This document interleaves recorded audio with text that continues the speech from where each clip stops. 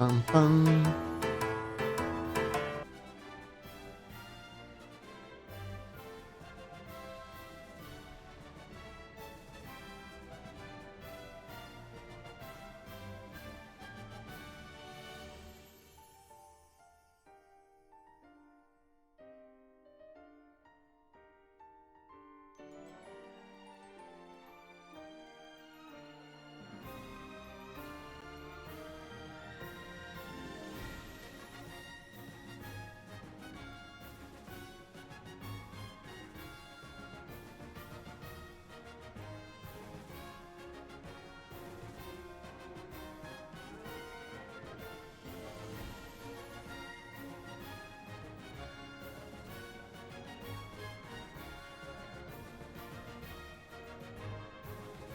Hmm.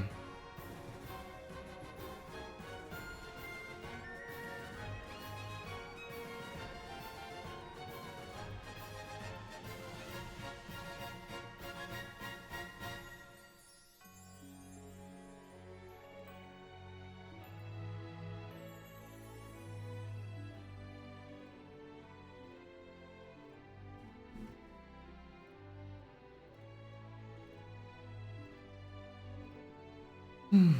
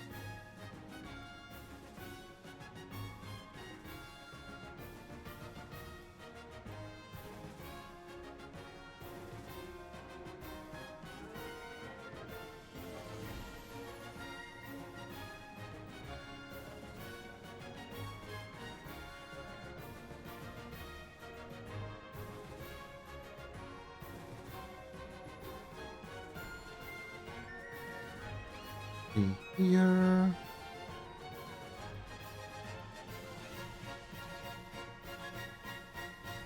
I think everything is good.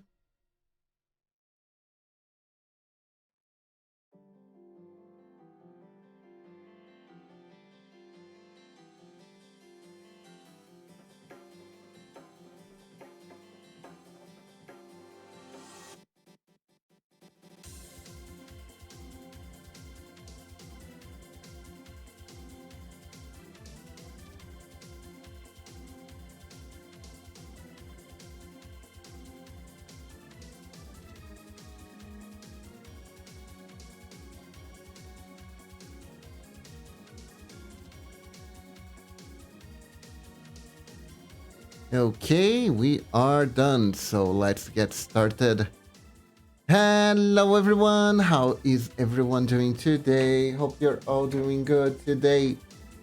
Today we continue. I thought I was done. I thought I did everything. But there are actually several things I need to do because you see, this whole time I've been doing this with different frames and stuff like that. I was like, oh, this will make it simpler for my rigger. Turns out I was wrong. Turns out a lot of the stuff that I did, I should have stuck in a single frame. So we're gonna pretty much do that today. Today, it's basically managing layers, which is not my favorite, but it's something that is necessary for me to do. So the first most important thing that we need to do today, aside from the layer management thing, is this. Basically, what I need to do is I stitched the scarves when I didn't have to, and I didn't stitch the scarves where I had to. So basically what I need to do is I need to take this part here. Right, see? We cut it. So that way I can create a back version. So when my rigger is rigging the scarf, he is able to make the movement. So it feels like there is a front side and a back side. And that's basically what we have to do. Oops. Did I just... Yeah, hold up. Let's try that again. Anyways, backside time. And then delete this part here. What? Ah, okay. Right. Anyways, delete this part here. And now we create a backside, essentially. Is what we do now. No. Like that. There we go. There we go. It's like, did I made a mistake with the number of pixels on this line? But no, I didn't. It's there we go. So this looks nice. Now we take this. I am gonna use this as reference. I'm gonna draw up to here. There we go. Now we this. And we create a mystical backside. There we go. Just like that. Just like that. It's very simple to do. Very easy, but would be extra work for my rigger. Why should they need to do this when this is my fault? So we're fixing it today. Yeah, there we go. So I believe this fits well enough. I can even like make it a little bit tinier. Like this. So yeah, if anything happens, it just slides to the side. Perfect. So I don't really think it needs that much movement. But I don't know what they're planning to do, so I'm just gonna let them cook with this. And now we just need to mirror to the other side. Hey Rose, welcome to the stream. Hope you're doing good.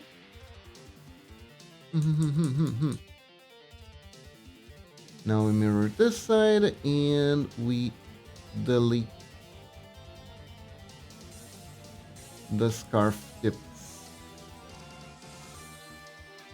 Doing okay, just being slow with your daily? Ah, I see. Your daily arts. Gotta do that daily grind for the daily arts. I had art lessons today. It's very cool, but also very tiring. Ooh, we're doing perspective shots. Basically, our teacher is teaching us how to do perspective sketches in perspective shots. So we're pretty much having to do a lot of like base work and making like little boxes and fitting the characters in the boxes and stuff like that.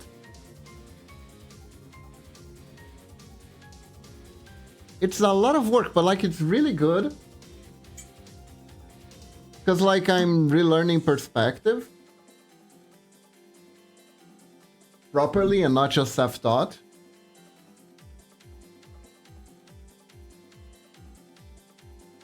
So let's see.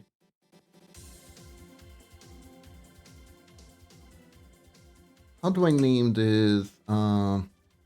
ST Scarf Curl. There we go. R. There we go. And now we name this ST Scarf Curl L. Oops. It is, it is. It's a lot of fun. Okay, so with this out of the way, we start getting into the stuff that's a little bit more tough. So basically, I need to take this one and shove it here. This one is simple. I just need to shove some of the stuff. But for instance, the turtle mom, we put it here. Turtle neck back. Eh? Wait, there's nothing here. What the heck? Why can't I see this?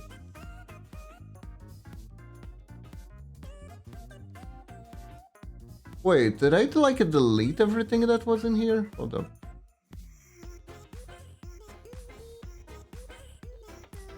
Weird. Was there nothing? Okay, no, it's here. It's here. Okay, it exists. I was scared for a second. Also, it looks kind of weird. Let's fix this piece. There we go. Probably very nearly impossible to see. You know what? I'm gonna leave this piece as it is. I think it's barely visible.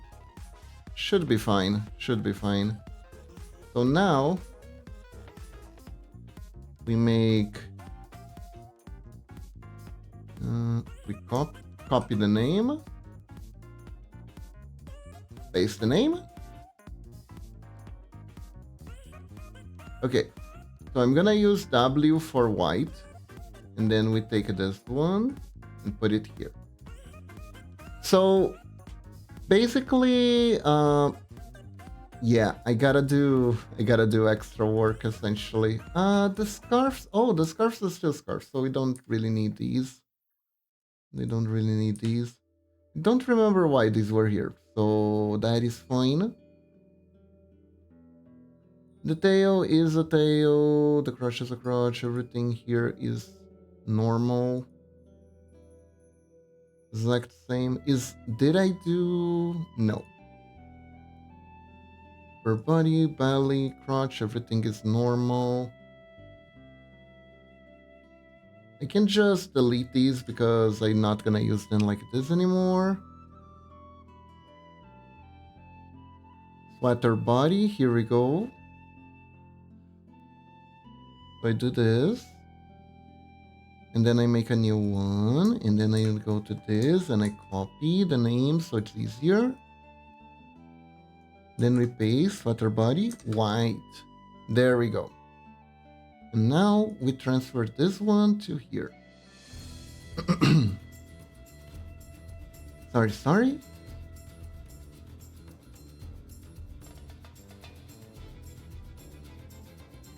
So now, same thing. See? Start copy. Paste. Skirt, white.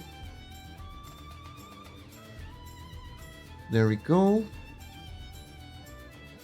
Now we put the sweater skirt here. And the white version here. New layer. You know what? I thought this was going to be a pain, but I think it's gonna be easier. The really hard part is gonna be when I have to do the mouths, because I have a lot of mouth variances, and that is gonna be kind of a pain. Not gonna lie. Not gonna be. It's gonna be very repetitive is what it's gonna be. But we're doing okay so far. So upper body, belly, crotch, tail. We don't need these. I'm gonna delete them so it's not confusing. Same with the ponytails. Cool. And the mom hair. You know what? I'll take care of this later. The important part here is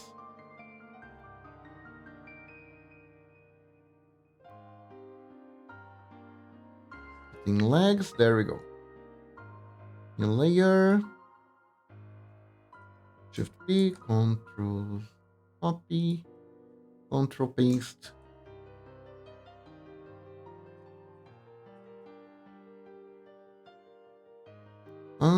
Since it's so far back and hard to read, I'm gonna put it in the front so it's easier to discern both of them. There we go. Hey Zor, welcome to the stream. How are you doing? Hope you're doing good today. We are doing the final adjustments. I'm doing good. I'm doing good. I'm a bit sad today because we bought a new no break for Momochi and we let it charging. But when it was time to actually turn it back on to start using it, it didn't work. It didn't turn on.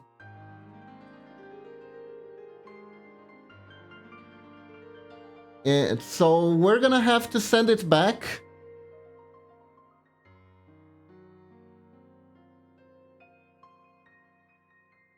And apparently it takes about a month for it to be for them to replace it properly. Which is an issue because right now, without the no break or power connection, the PC, Momochi's PC will randomly reset if it's connected directly to the power socket, right? We need a no break to keep it stable. Oh, thank you, Zor.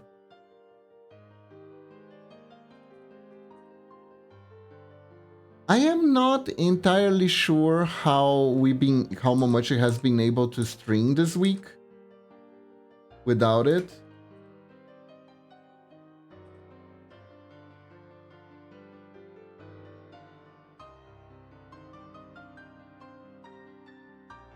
Thank you, Zor. Thank you.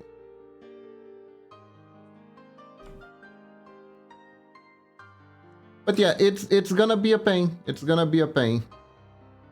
Unfortunately, our old one is... It didn't broke, but it according to the computer guy, it's insufficient. And currently, its battery is kind of iffy. So that's why. So if it's connected to that one, Momochi's PC also resets. We're in a bit of a pickle. Thankfully, mine is working all right for now.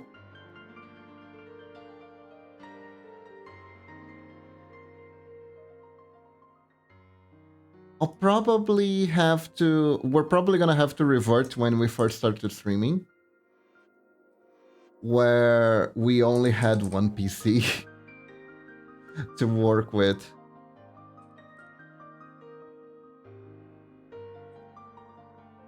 The moment you might have to go back to streaming on my PC until we can get everything sorted out.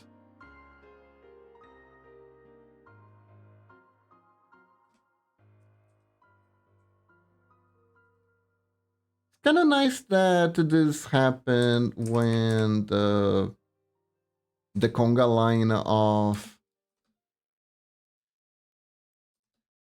commissions has finally stopped a little bit.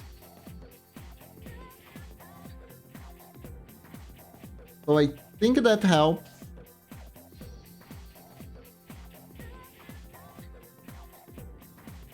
But I feel really bad for her.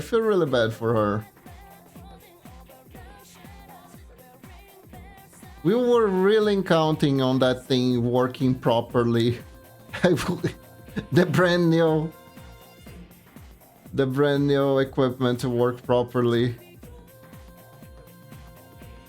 It is that's the pain of buying things on the internet, right? You can't just go back to the store and be like, hey, give me another. No. You gotta mail it back and then wait the amount of time, and they're probably gonna test it.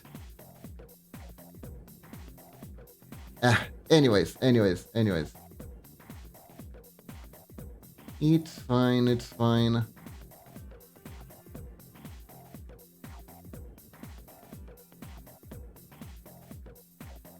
I'll figure something out. Worst case scenario. Although I don't even know. Like, my mom has an old laptop. Theoretically, I could put a sprite on it and work on it while Momochi is streaming. So that Momochi is streaming or Momochi is working on my PC. So that's technically a thing that could happen. It's a solution. It's not elegant, it's not the best, but it's a solution.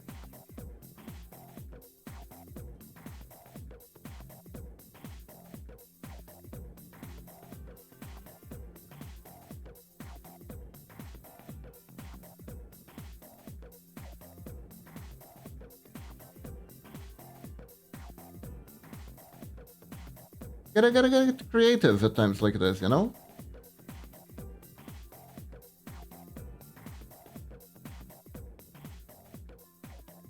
I am 95% sure they like send us a leftover one that was like in the back room. Then they probably sent us like a back room. The one that was in the back room stock. Oh well. That's life. That is life.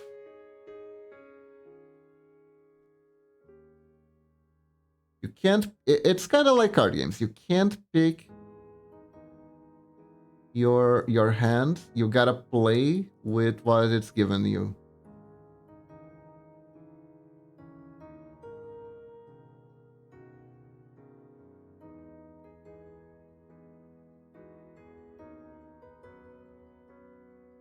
This is very unfortunate, but it's fine. But yeah, other than that, I've been doing fine. I did, however, expose myself to something I probably shouldn't have. I watched the first... Momochi probably said this already, but we were cruising on Crunchyroll without anything better to do, and I was like, you know what? Everyone keeps talking about this show and how awful it is. Let's take a look. Let's check how awful it is. And I watched the first episode of Rent a Girlfriend, and oh my god.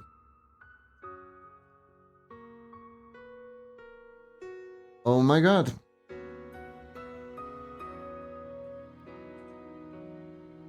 I don't think I have ever seen a main protagonist quite like that before. I'll say that much. And I was extremely confused.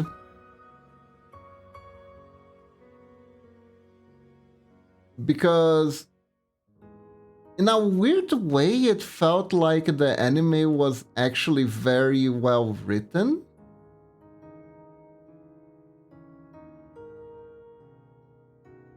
But like in a very weird way. Ah, right. Right. Because, like, if the goal is to show a protagonist who is completely clueless, that the girl is completely not into him, and is literally there just because she's doing her job as a rent-a-girlfriend, and he is stepping out of line, and he really didn't read the TOS, and he should have read the TOS and stuff like that, right? Then it is like doing its job perfectly. It's doing its job perfectly. If it was like a short story, a one-episode story about a guy who doesn't understand how Rent-A-Girlfriends works, gets into wacky hijinks because of it, causes trouble, but then learns a valuable lesson at the end, it would have been a perfect story. A cringy one, but a perfect story. But apparently the manga has 380 episodes, and the anime is entering its 4th season. And I know what the hook is. The hook is Protag-kun knows the main girl's secret, that she works as a rent-a-girlfriend, and they're going into the same school. So there will be more wacky hijinks because he wants to get over her, but he can't. So he's probably gonna fall into hiring her some more. And she's gonna be like, well, the fricker is paying, so I might as well. And apparently there will be 4 more other girls. I'm like, why is this? What is this? Why is this?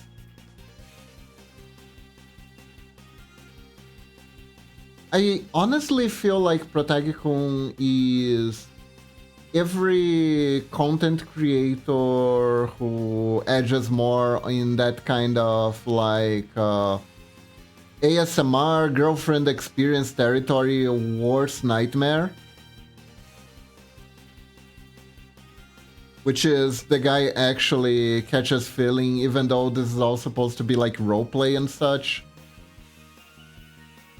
Which is also, it does like bring the question of like, what exactly the purpose of this service is? Is the purpose like to alleviate loneliness with roleplay? Is the purpose to ready? Because I remember I heard someone saying something when they first heard about like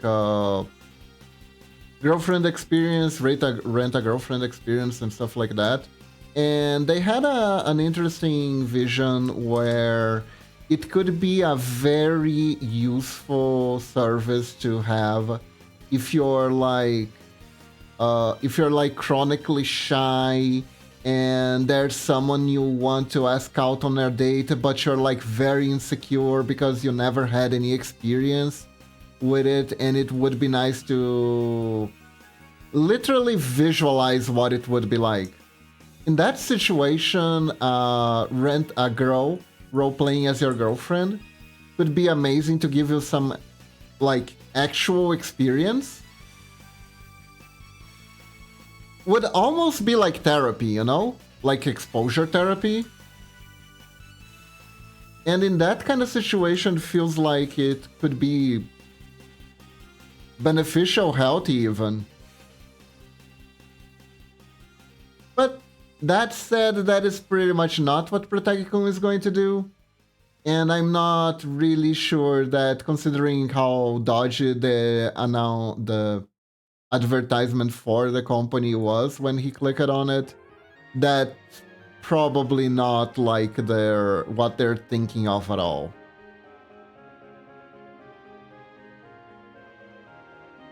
It's more like a shorthand to alleviate your loneliness. Click here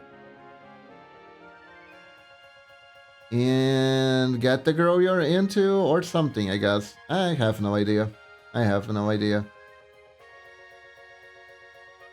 But I found it very curious. I also found it kind of amazing. I don't know if I read too much to it, but I found it amazing how I couldn't like get any real clues from the girl that she might actually fall in love with Protect-kun. And if you haven't heard, the manga actually ends with her rejecting the protagonist.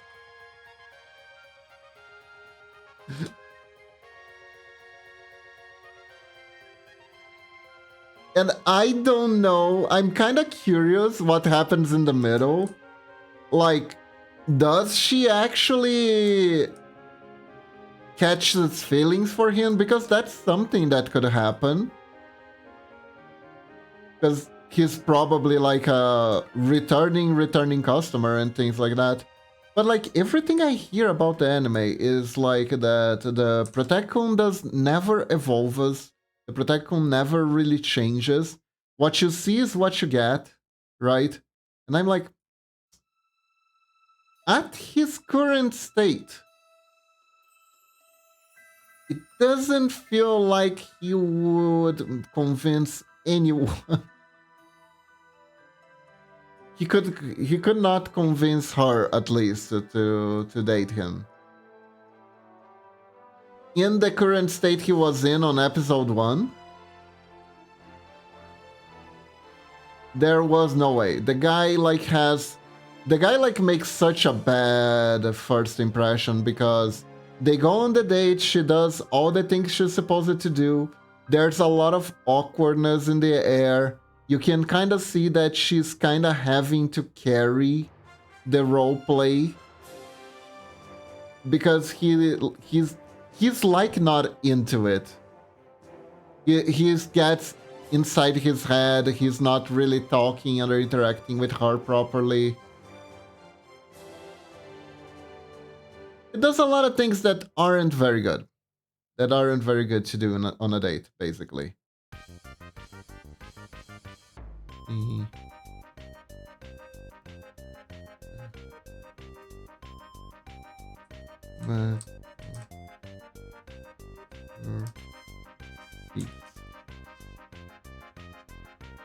Which one is this? Oh, left.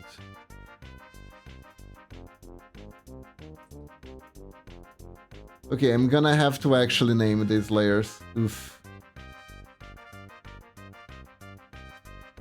It's kind of fascinating. It's a little bit fascinating. I am really fighting myself because I don't want to watch anymore because I felt a palpable amount of cringe watching it. Like, sometimes I would actually squirm away from the screen. But at the same time, I'm kind of curious how the hell is the author gonna sell that she likes him? Because it really doesn't feel like she likes him. It feels like she doesn't like him at all.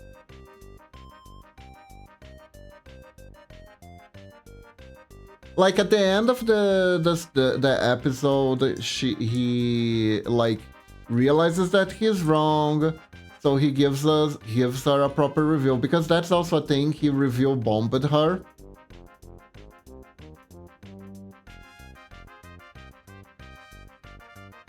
Because she was doing her job and role-playing as his girlfriend and not being his actual girlfriend or something, he kind of had a little bit of a meltdown there.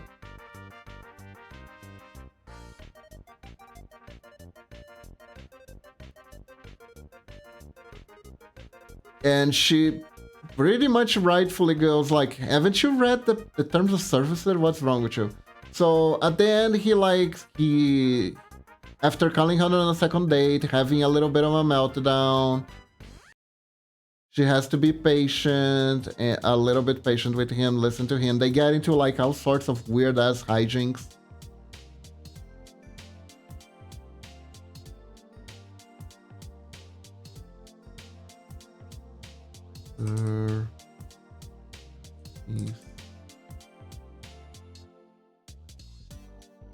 No.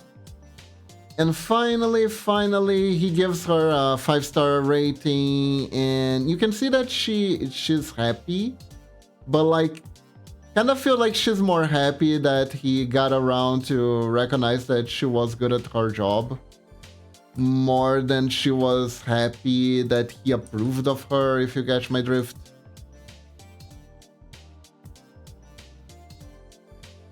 So I didn't buy that they had any chemistry, basically.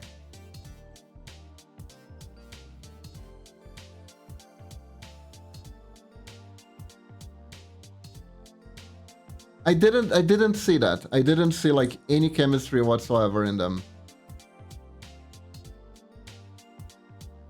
Was kind of amazing. Was kind of amazing. So like, how do you make a herring love triangle comedy out of this? It's my genuine question. How? How do you do this? I don't know, but the author found a way. And if people read it, he found a successful way. A way that at least creates tension.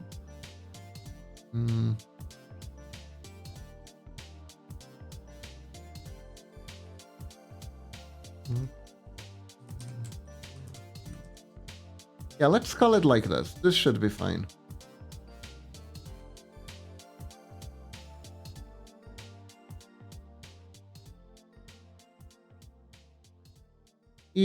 But I'm not entirely sure if I am ready for what's probably gonna turn into a hate watch. I already wasted too much time doing that with Bastard. And honestly, Bastard wasn't even like that bad of a show. It was just kind of disappointing. It just wasn't good. It wasn't really noteworthy.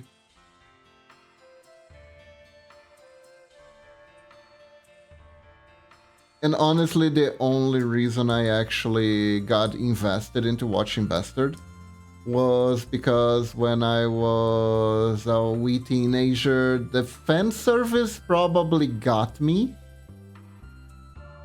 into reading the manga. So it was like facing your past mistakes. You know what I mean? I mean, like, yep, that was not good. That was not great. Why did I got so invested into this when I was younger? And then I remember it was because the protagonist girl looked cute and there were a bunch of boobies everywhere. And then you start wondering if that was the only reason. And the more I watched it, the more I was like, nope, that kind of was the whole reason. The funny thing is they never finished publishing that manga here in Brazil. I'm not entirely sure it actually has an end. And I almost hoped that Netflix would adapt it to the end. Which honestly should have seen it coming that they wouldn't. Because the way that anime got adapted.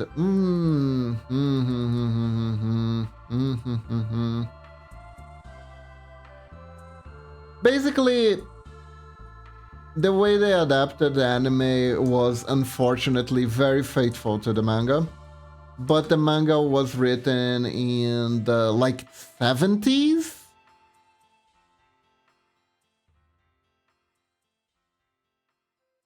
Between the 60s and 70s, it's like very old.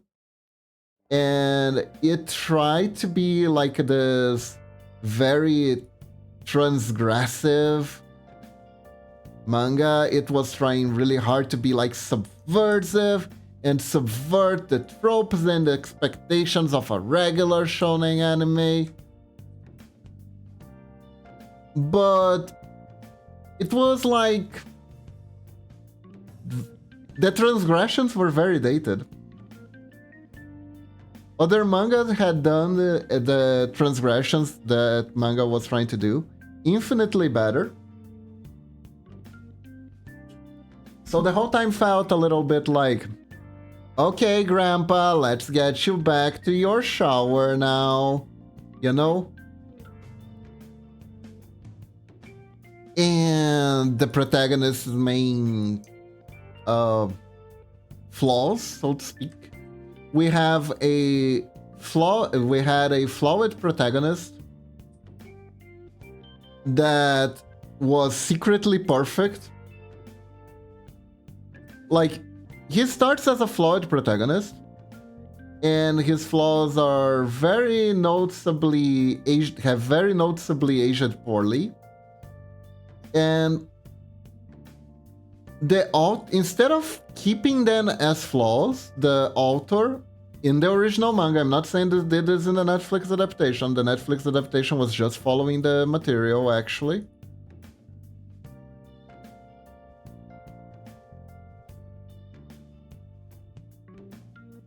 So the author just tried to excuse the protagonist's flaws every chance he got. The protagonist did a lot of stuff that could be considered very shitty. He would get very handsy with the female cast, very non-consensually. And it was pretty much one of those things, but he is hot, so it's okay kind of situations. Which aged like milk. It aged like milk. Like, I was slightly shocked that, like, people on Twitter weren't mad about this, but then I realized that no one was watching. So you can't be upset with what you don't know even exists, because no one is watching it. So that made sense.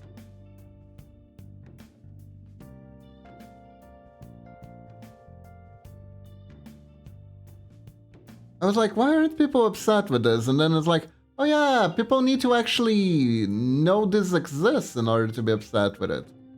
That makes sense.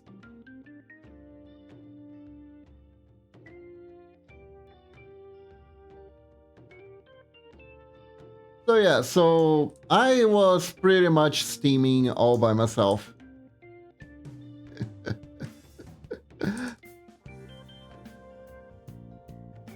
Talking about a show that no one even bothered to watch. Then I remember, Ninjalings, I even tried showing the show to you guys so you could understand what I was saying. But the snail pace made it so it even wasn't like an enjoyable watch.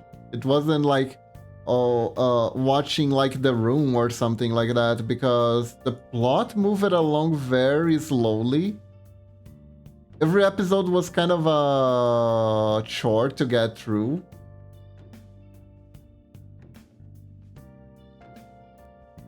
It was like the pacing, it had the same pacing as JoJo Season 1, but actually slower. And with way worse build-up. I'm surprised that it even got a second season, honestly. Because it got a second season, I was like, okay, whoever approved this is invested, and we're gonna get to the part of the manga that I would actually like to see. Because there was a part of the manga that I actually like to see. It was... I don't know what happened with the author. I think he started using heavy drugs, because the plot became like an incoherent mess. And everything went crazy and apocalyptic and surreal. And it actually became kind of more interesting to read just because of that, because of how weird and strange everything became. And characters kept shifting around, and a lot of stuff started... It became really crazy. It became really crazy. And then the manga got cancelled, basically.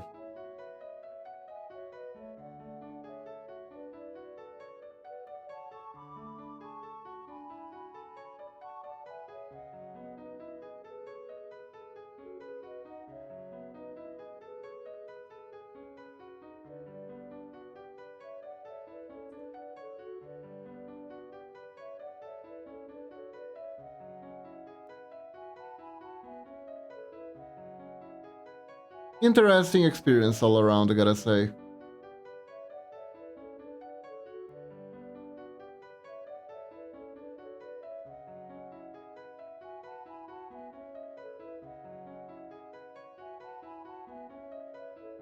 Yeah, okay. So we transferred this successfully. Okay, everything here. Yes. Let me save. Gotta save our progress.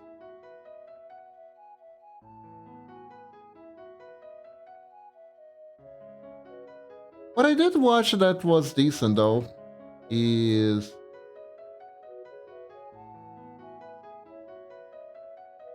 I watched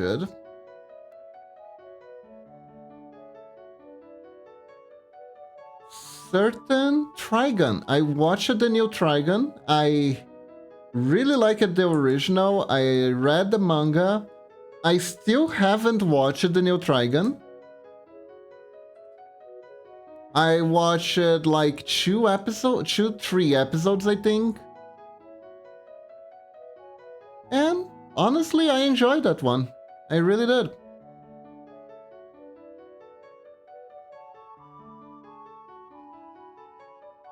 It was nice. It was nice. I thought they would like screw up the characterization for Vash the Stampede more because they changed the hairstyle, and a lot of people were complaining that maybe the hair, because the change to the hairstyle made a Vash like less Vash. Right, some people were talking about his personality be feeling watered down and stuff like that. There was negativity, let's just put it that way. There was some amount of negativity. And 1, 2, 3, 4, 5, 6.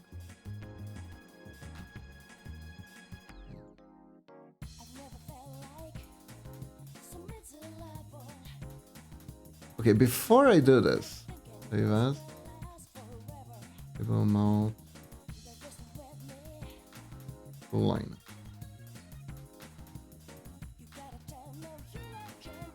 Okay, and I'm saving this as a different one because maybe we still need the mapping. I'm not gonna be able to save the mapping right now. So we need 9. 1, 2, 3, 4, 5, 6, 7, 8, 9. There we go.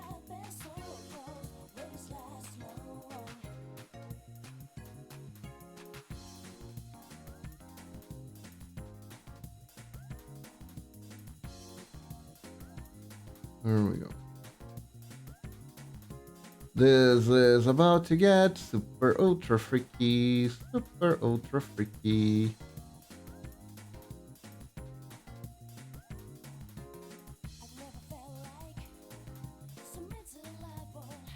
But like what I saw, I was surprised, pleasantly surprised. I enjoyed it thoroughly.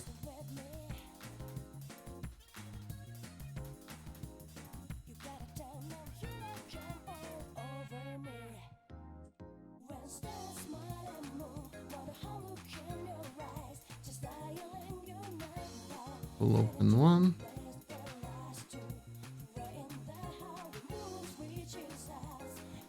Open 2.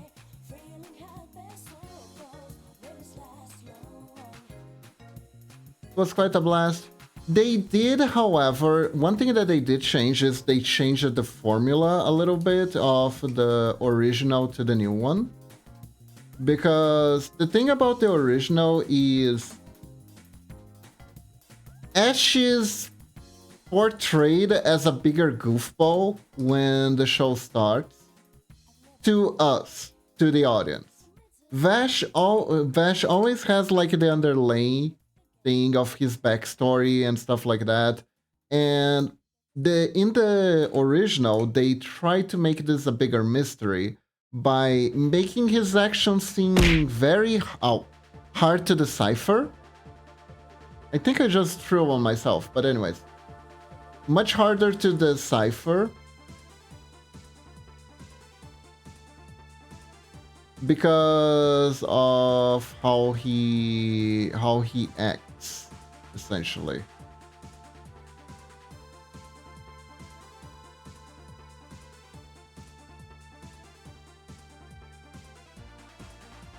Let's see, how do I name these?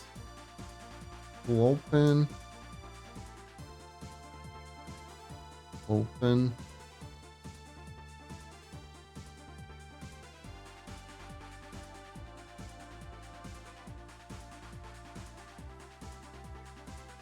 Or the open. I am so sorry, Lunatic.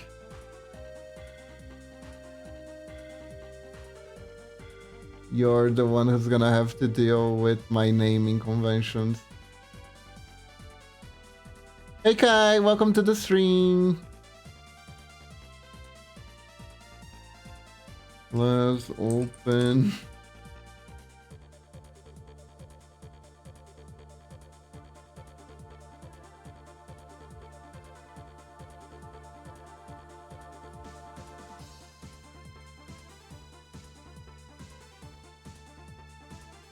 How is you? I'm doing good. I'm doing good.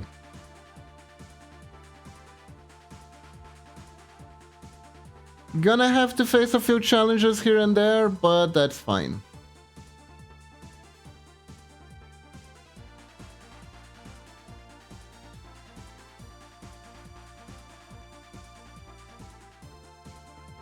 Nah. This isn't sorta closed.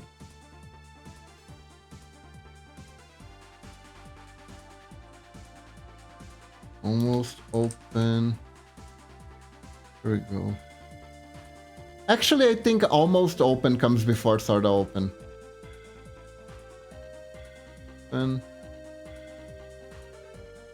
right now we are organizing layers for the model because I didn't organize them properly.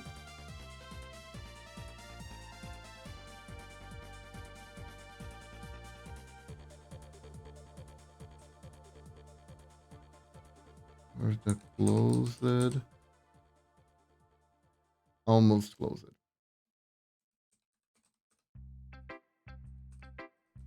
There we go.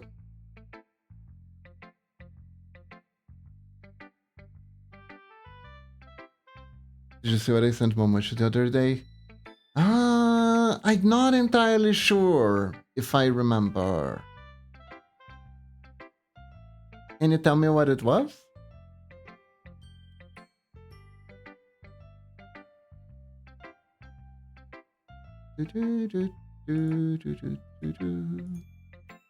Layer.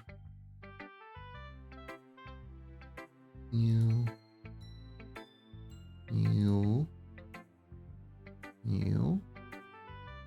1, 2, 3, 4, 5, 6, 7.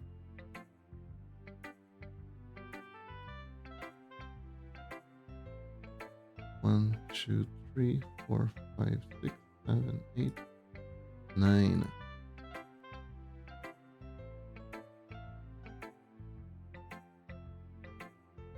It was a baby carrot thing, but it was best Boop and Charlie Monster from Hell of a Fuzzy Hospital Hotel. Ah, I see.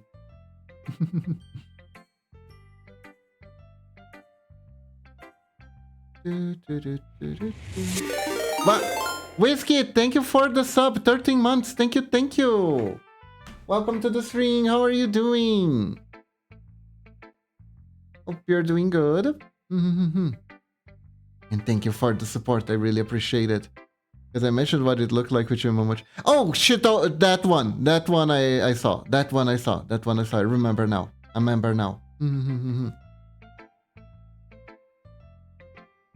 Doing pretty good. That's good to hear. Okay, so if I'm not mistaken, I did this upside down order. Hold up, let me. I can't wait to look what this is gonna look like. Oh, hold up, wrong place.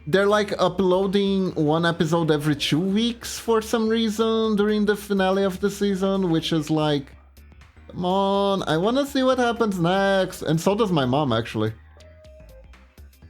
Oh, absolutely.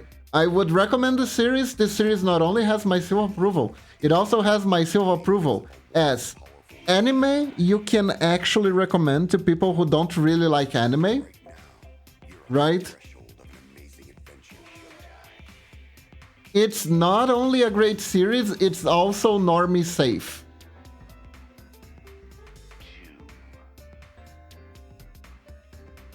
Which, honestly, is kind of a great accomplishment in itself.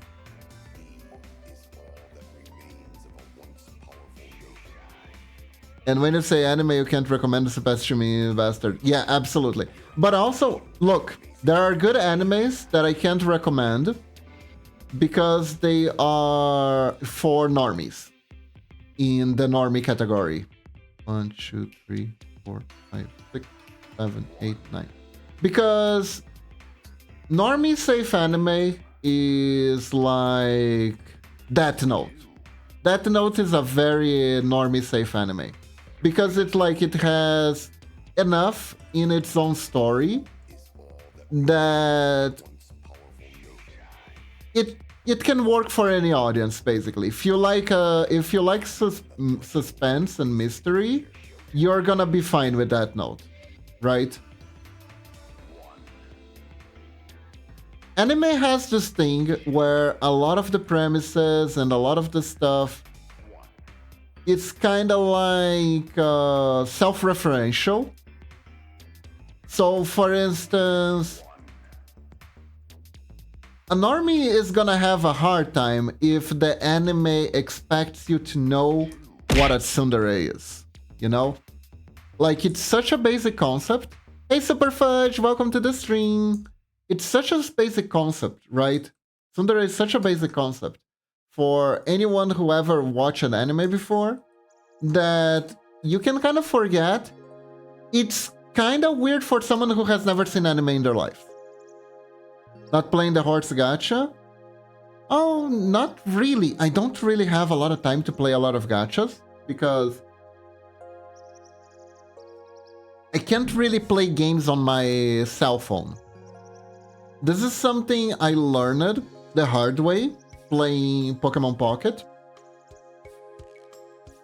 Whenever I try to play games on my phone for like any extended period of time, it will fuck up my hand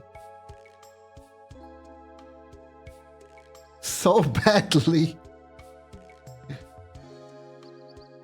Messing around is fun. Messing around is fun. I like messing around. Yeah, but would you like your brain to be cooked with some weird but true logic, Lamal? Sure, Kai, go ahead.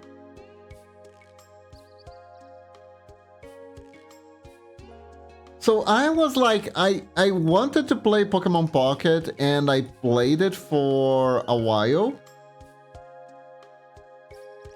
But then I realized that my hand was like getting worse and worse and I wasn't being able to work properly. It's like, oh, this thing doesn't even just like makes me uncomfortable. It is actually hurting my ability to do pixel art, so it's gotta go. If you think about it, Alice in Wonderland, Wizard of Oz, and Chronicle of Narnia allow technically isekais. Nope, that is absolutely true. I actually agree with you 100%, Kai. Alice in Wonderland in particular, but Wizard of Oz is a very good one. Chronicles of Narnia is very true too.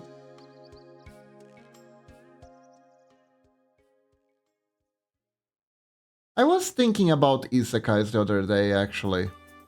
It's kind of interesting. One thing that's very interesting about isekais, I think, is that somewhere along the line, we had like a weird cultural shift when it came to them. Where it used to be the case that the protagonist actually wanted to get home. But now, every isekai is like, This is my brand new life. I'm just gonna start over here and fuck the real world. I'm gonna stay in this fantasy world with my dragon waifu forever.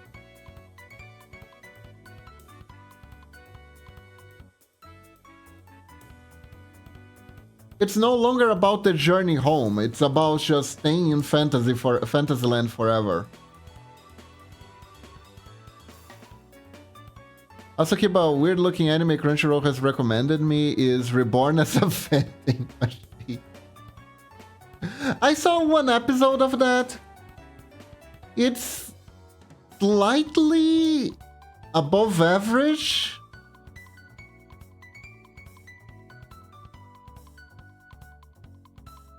Kind of, the protagonist has to invest in learning how to sell new items so he can keep himself alive. He's powered by the money that is put into him. Kind of like he has to pay his own electric bill. But it's also kind of like an anime about managing a shop. Rent a Girlfriend is also in my recommended. Oh god. You know what, Kai? You know what? I'm actually gonna say this. If you are curious about watching it, I actually recommend you watch the first episode. Because it's like, at the end you're gonna be like, well, at least I know. At least I know. But also, it's gonna be extremely hard to survive through. I watched it and I gotta say, it was the experience of all time. It was an experience of all time for sure. And one thing I can say that is nice about that anime is that it wasn't boring. I was too busy cringing. To be fair, Kiva, you kind of recommend the best for me, so it can't be as bad as that, right? It's like... how do I explain? The thing about... I'll be... how do I put it? This is hard. This is hard to explain. So the thing with Rent a Girlfriend is that if the first episode was like a standalone thing, right? And that was all there was to it. Was the standalone thing, right? It would have actually be kinda genius. It would have been a genius anime about cringe. You know? Kinda like there was this other anime with a dark-haired girl that was no, it's not otaku, it's otome, I think. And her thing was that she really wanted to like everyone to notice. She wanted to be popular, she wanted people to notice her. So she would use these very cringy anime-based strategies to try and be popular. But instead she just kind of, at best, creeped people out. And at worst was still ignored because she was just being weird. And she wasn't actually paying attention to anyone. Which that anime actually has like a moral so to it.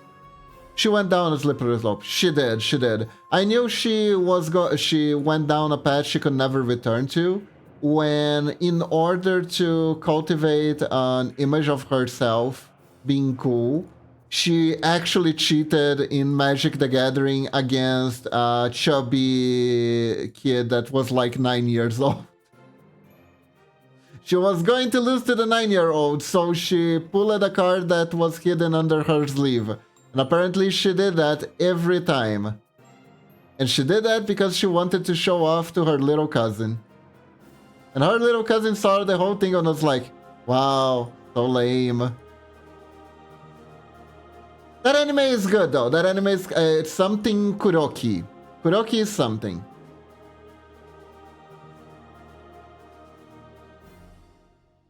It was an anime who was about cringe in its fullest. So, I don't know, Kai. If you want, I can give you the rundown of what happens in the first episode of Rent a Girlfriend. With commentary. With commentary. I'll even tell you what I think about it.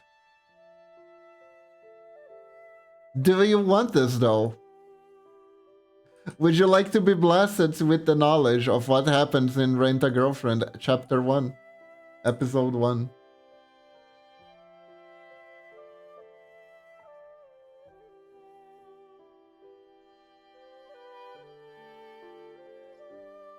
Because it's still fresh enough in my mind.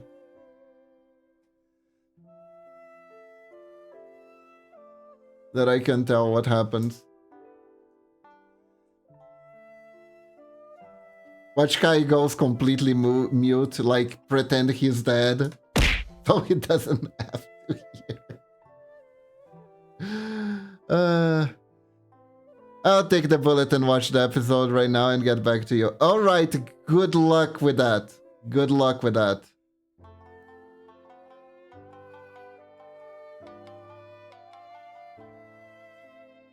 One thing I need to ask you, Kai.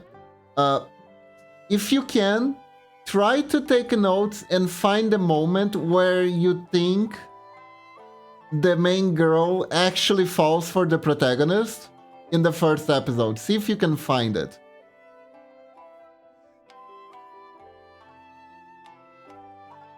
Because I have my own theory about that.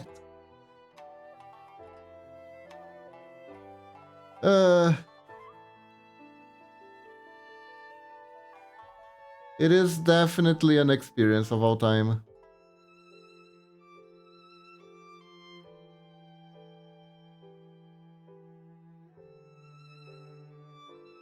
Okay.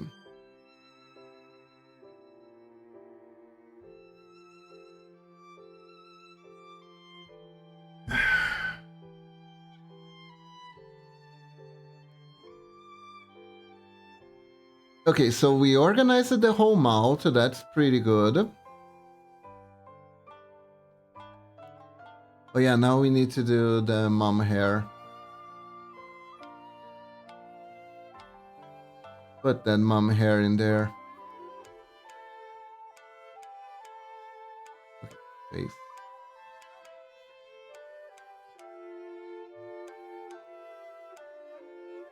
Man, this is gonna be like such an overload.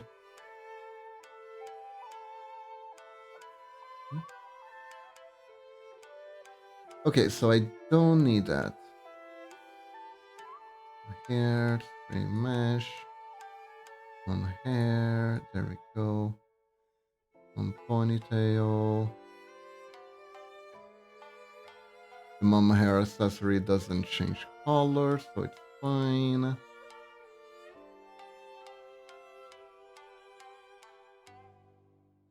Mesh.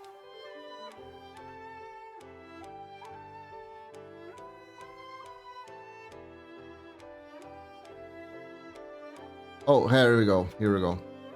New layer. But yeah, so regarding the new Trigun, I thought it was pretty well written. I thought it was pretty fun to watch. And I like what they did with Vash. I like what they did with Vash. Like I was saying, the main difference between the new Trigun and the old Trigun is that in the new Trigun, they didn't decide to make Vash's backstory to be a mystery. In the first one, they made Vash's story be a mystery, and in order to keep it a mystery, they decided to make him a little bit more indecipherable at the beginning. The first Trigun was a whole lot about the mystery of who is this main character. Why the fuck is he like this? Because Vash is a pacifist by all accounts. He lives in a very harsh world where it's kill or be killed. It's Wild West. Everyone's carrying guns. Everyone is having duels at showdown, at sundown. Meanwhile, he was walking around carrying a gun. He is all happy-go-lucky. He is like, let's talk. Let's not actually shoot each other and stuff like that. But whenever things go south, he will show extreme marksman expertise. He's like a very capable fighter. But even being a very capable fighter, he is still caring for his opponents, trying to not actually hurt them. And it's like, oh, what is this guy? Who is this guy? Is he a secret badass? But if he's so badass, why does he always pull back punches? What is happening? Why is he so freaking goofy? Why did he walk into that bank that was being robbed while wearing AirPods and didn't realize it was being robbed at all? Was that on purpose? Was that an accident? What is happening? So there was a lot of mystery regarding him, and in the new version, it's like the guys were like, you know what? We don't have to be that mysterious about him. Let's give you some better clues about who he actually is and what exactly is happening in the scenario. So they give away a few things right away. They give away the fact that he is a survivor from a spaceship that crashed on the planet, and that pretty much everyone that lives on the planet they are living is also a survivor of the ship. It's been a long time and apparently no engineer survived, so they can't really build a new one. And the planet is very low on resources, is a desert. So they're kind of stuck there, living the best way they can, which basically puts them in Wild West territory. And Vash seem to have like a special connection with the persons who are in charge of the ship, and it's revealed very quickly that he has a twin brother, and that his twin brother is the reason why the ship crashed in the first place. So those are like two amazingly long mysteries that took a really long time to be revealed in the original series, that are just straight given to, that are just given to us right away.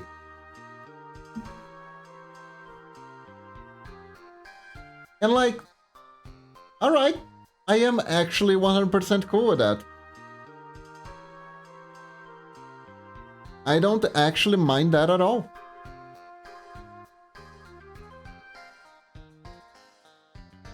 I think it was like a good...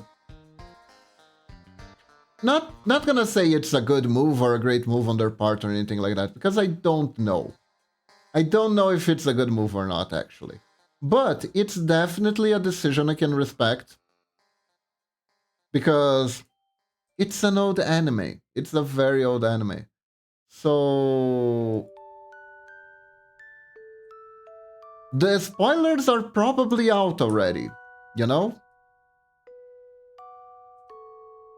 Most people already know, so it's better to try and bring a little bit more subtlety to the narrative than to just pretend it is a big reveal until it finally is revealed, you know?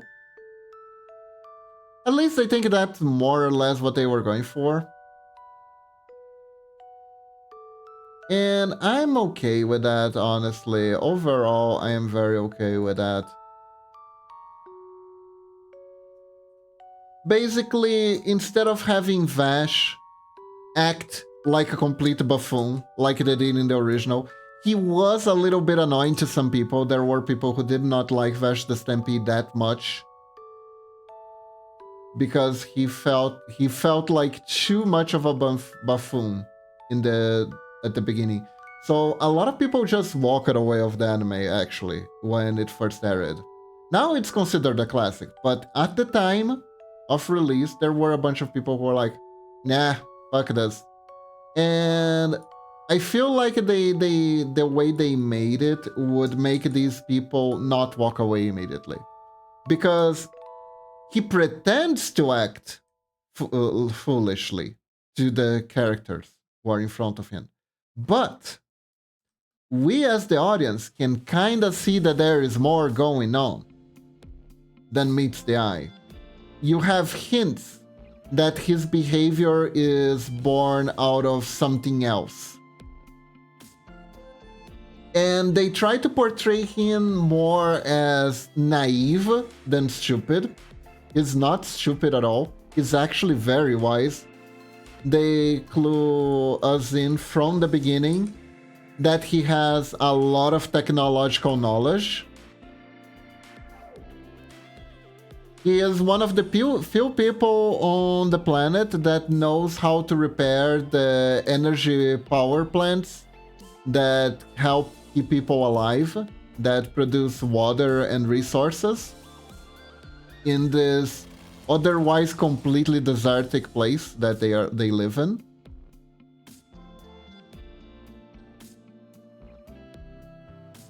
And at the same time, they still kept the angle that he is the human typhoon, because he's kind of a trouble magnet.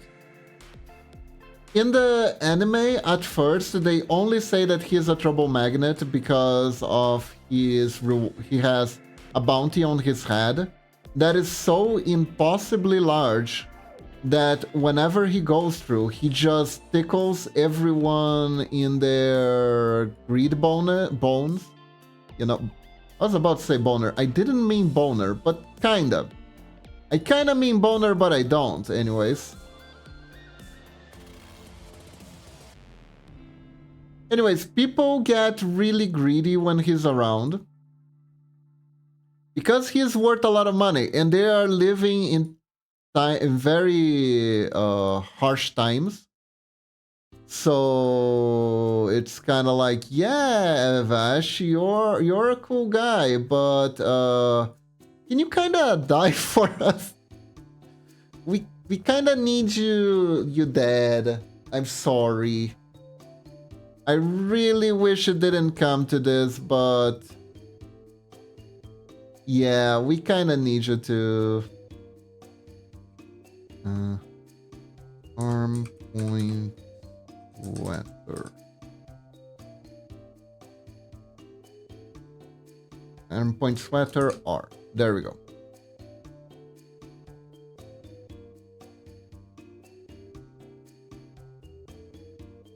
So yeah,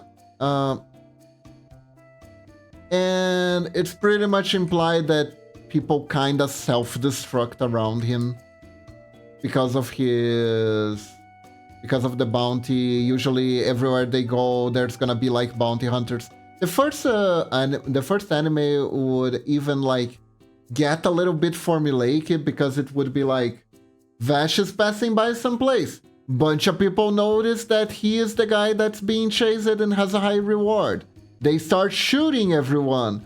Things start getting scary. Vash has to stop them somehow, and he ends up saving the day. But people are pissed at him because if he wasn't there, the mess wouldn't have started in the first place. So he goes to another place. It was kind of like that. There is only one reason for me to be pissed at this adaptation. Okay? And it's a very, very good reason. Let me get the reason right here. Right gun.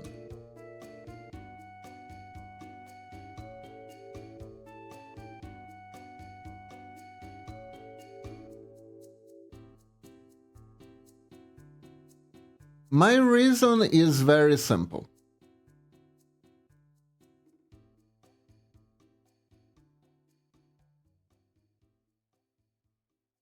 And one only reason.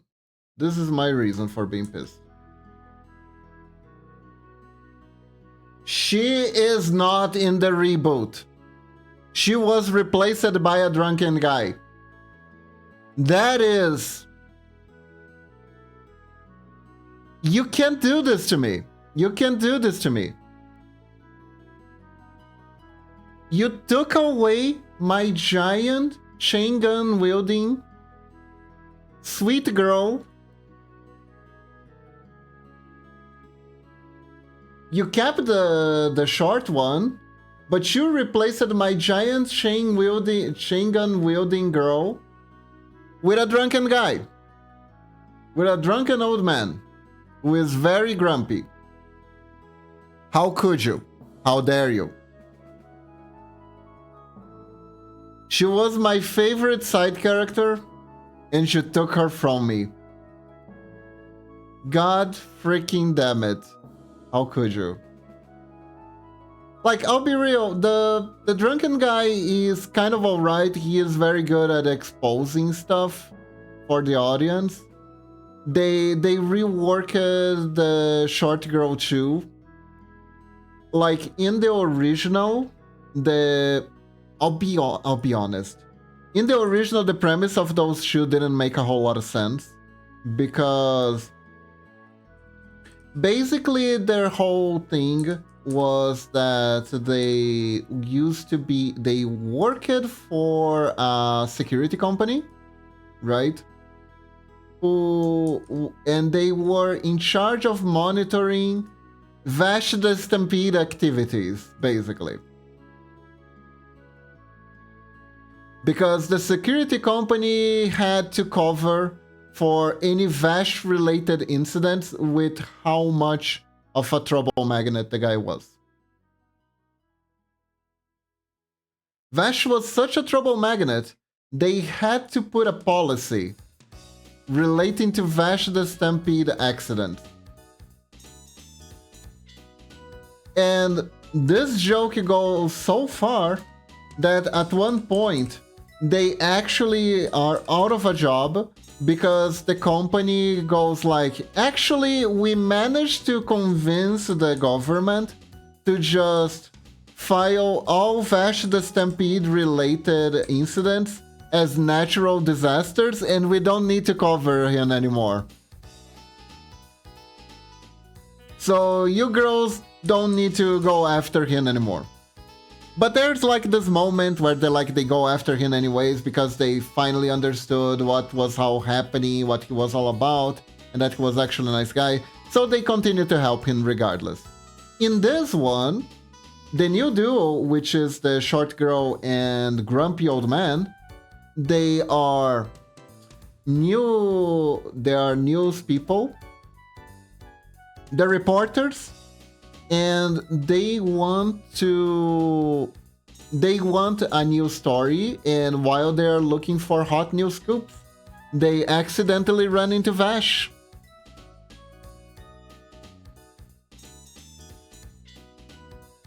And the story starts from there, basically. They accidentally run into Vash. Vash is in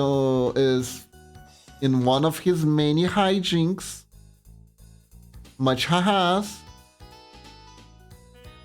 They help him out, he helps them out, and they start following him because wherever he goes, there's gonna be a hot news scoop.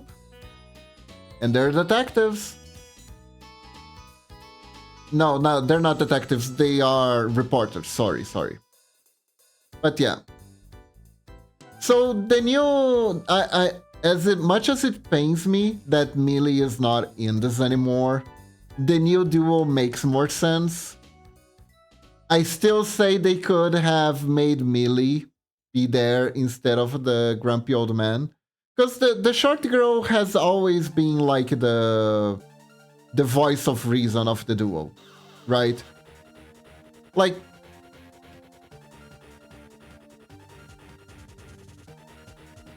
look at that face. There isn't a thought in that empty head of hers.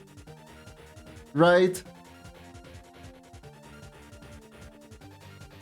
She's always been the more naive one, so they could still do the dynamic of newbie versus veteran from the girl's perspective, but they decided that an old man would fit fit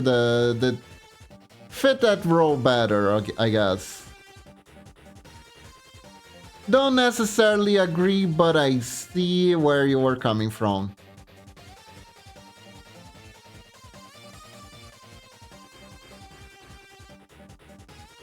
I see the angle they were going for. Don't agree with it, but fine. They also changed the personality of the short one by a bit. They made her more homeschooled of sorts. So she can act as a... She can act as a proxy for the audience. It's not very unusual in anime that feature like brand new worlds with like different moral sets and everything else. Maybe you need to catch up and understand better what's going on.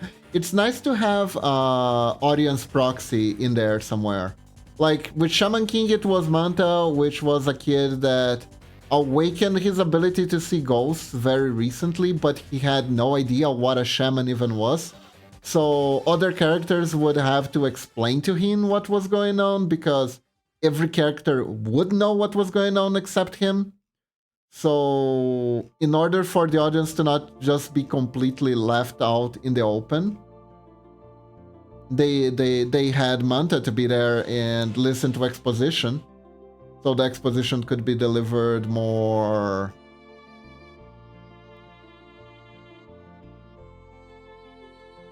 not more organically. It wasn't that organic though. I'm not gonna lie. It wasn't that organic. But it was something.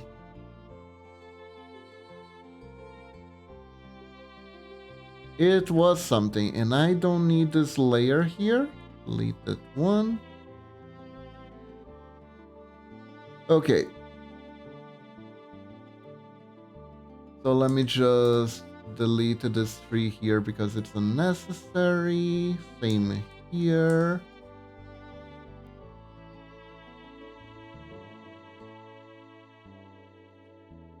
There we go. And with that, this is the file that I need to send to Lunatic for the rigging to be completed. Let's just look how beautiful it looks.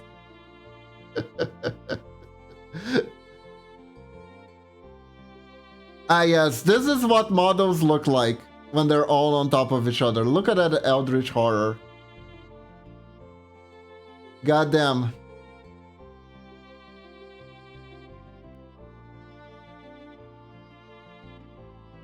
Goddamn. That is glorious.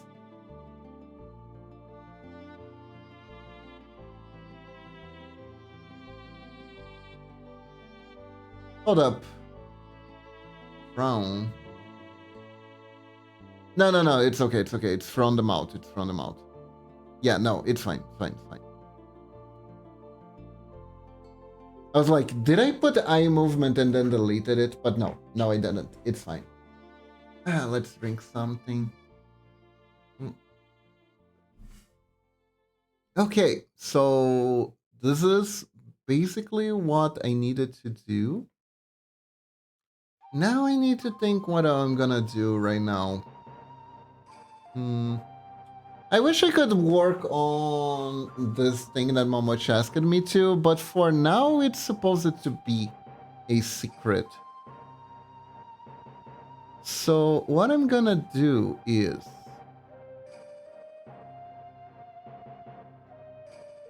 I'm gonna work on this thing that I've been working on for a little while now.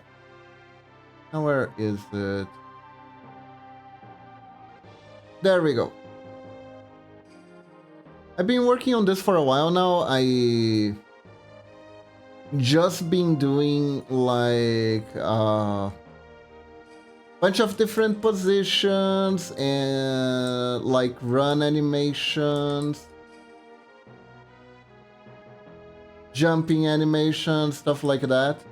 I don't like have any purpose for this yet, but I plan on like using this for like maybe put it somewhere. I could put this like on the I could put this on the string avatars, right? This could be a thing I put on string avatars. Or I could make animations with it. It's pretty open at the moment what I can do or not with this. It's just being like a side thing that I've been doing to practice animation and stuff like that.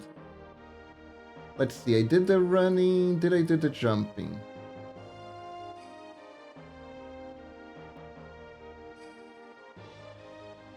Yeah, I did.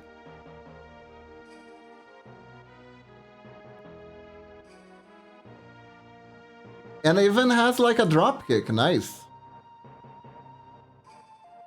Oh, I even made a tiny ninjaling, and this one was from request from Momochi. Okay, so we're gonna work on this a little bit more.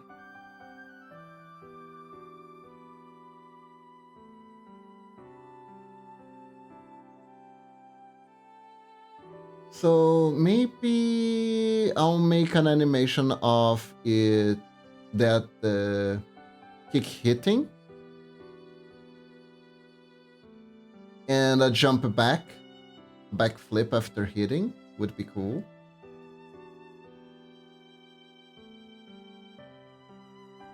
Here, so we take this one.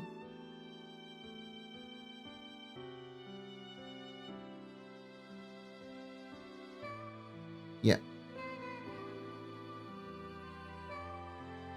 Let me see now. We can make like it goes like this because it finally met something. So some amount of resistance.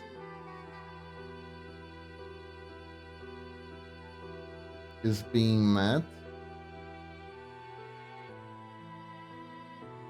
I could like bend the leg a little bit.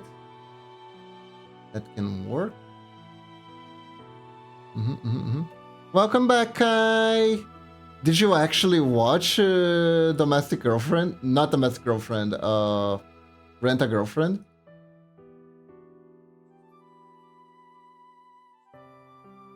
Okay. What are your thoughts? I honestly would love to hear it.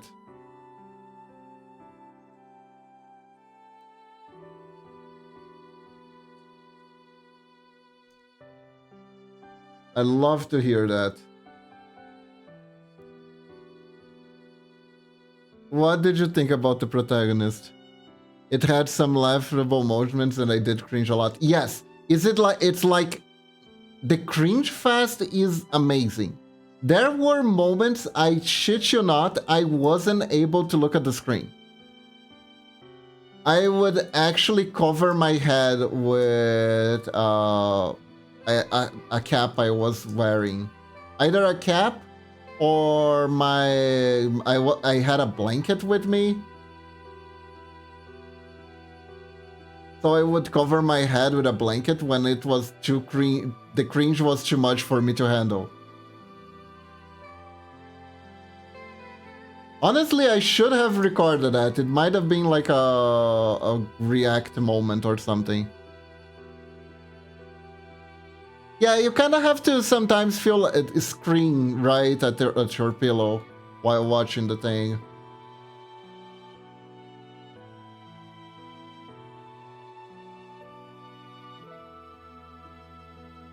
It is.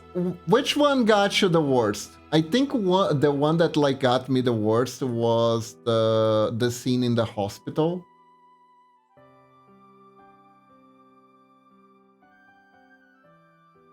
where they end up huddling in the bed for the grandmas to not see them together, and he gets horny and goes like, well, technically she's my girlfriend now, and then she has to slam him away.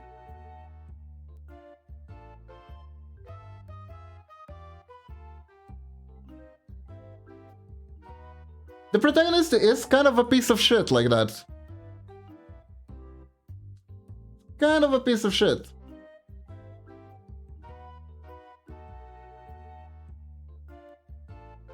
She didn't slam him, girl full nut shot at him. That is true.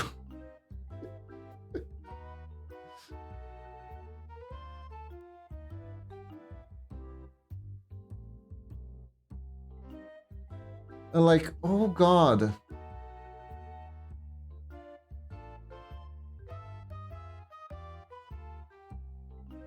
And like I said, if it was like a one-time thing, to be fair, she didn't exactly help with her moaning. Yeah, true, but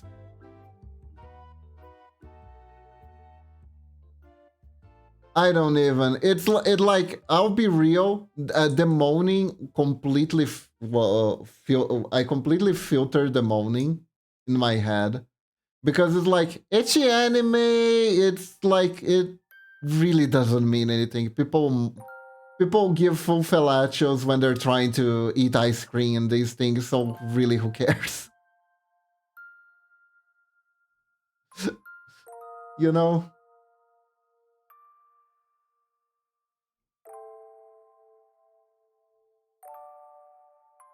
Protagonist getting mad at her over her pulling an act is for real stupid. It is.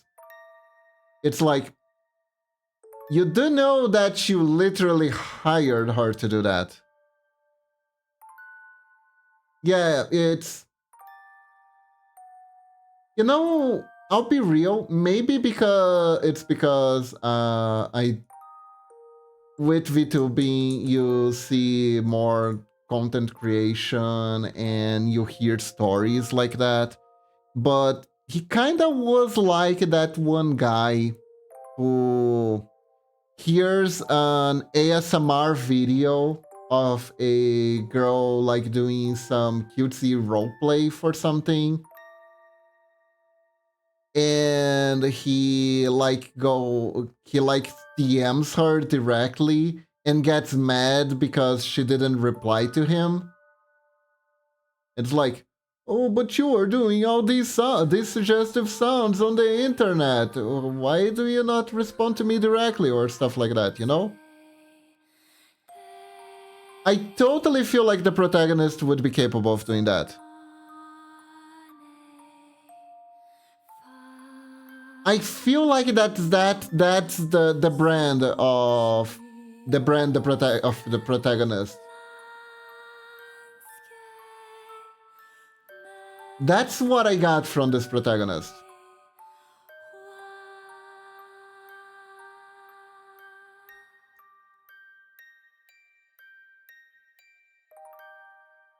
Girl's like, I'm doing this to pay for college. She didn't say why, but it's pretty clear she's doing it to pay for college.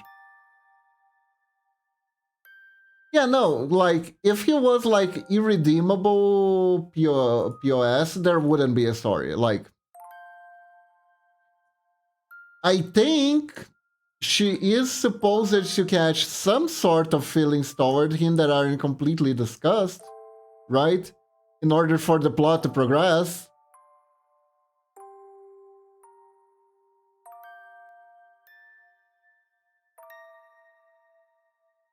So he can't be a complete piece of shit to her, right?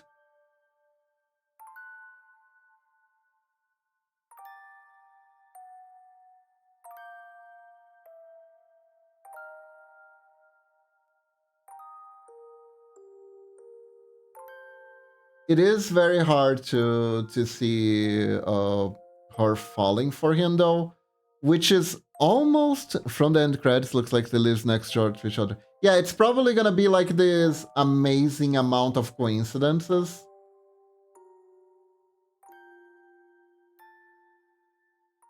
where it's like, oh my god, they go to the same school, and oh my god, they live next to each other. Oh my god, he can't get her off his mind. Like, a lot of it is gonna be him tormenting himself. I think I could actually see a world where it's actually like a harem anime that only happens inside his head. But I think that would be too avant-garde. I don't think that this anime would pander to such to an audience who would actually want to see that, like some sort of tale of a dude, a very lonely dude, just having a psychotic breakdown, thinking that there's an harem anime going on in his head. Next episode showed him with his ex-girlfriend, and I have a theory. Oh no. Wait, he gets back with her? Oh my god. Like, I don't know. From what I saw of the flashbacks, I kinda thought that the ex-girlfriend, like, didn't like him. Just kinda went out with him out of pity, and she was trying to find a way to get out of the relationship.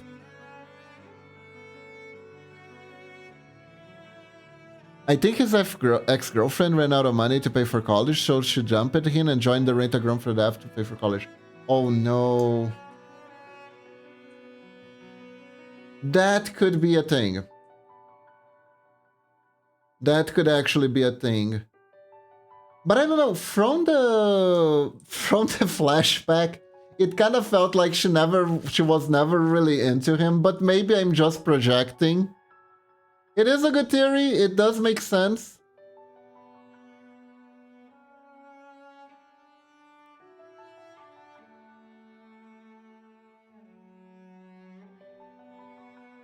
But I don't know, man, the protagonist feels so unlikable, it's hard to believe anyone would want to go out with him as he is, you know?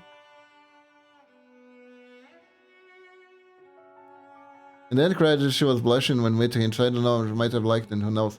Or maybe the scenes in the end credit are all in the protagonist's head and no one likes him.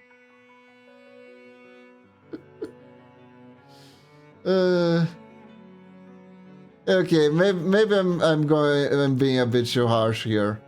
Maybe I'm being a bit too harsh.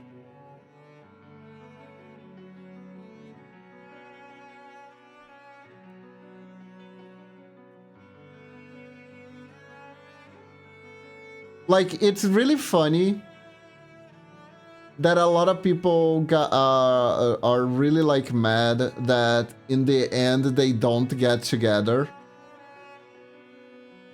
And there were people who were even calculating how much money he spent with the app to get close to the girl.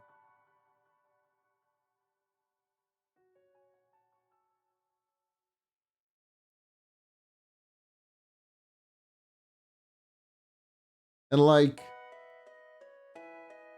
Theoret, and a lot of people are like, oh my god, he wasted all that money. And theoretically, he got exactly what he paid for every time he used the app. He was trying to get more than what he paid for with the app, and he didn't.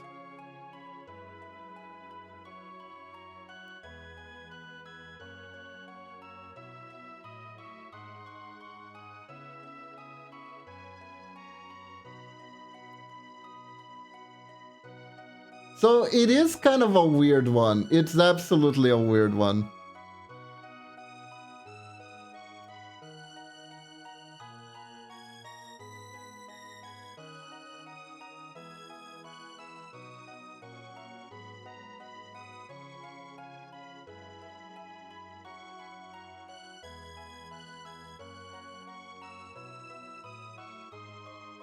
It is absolutely a weird one.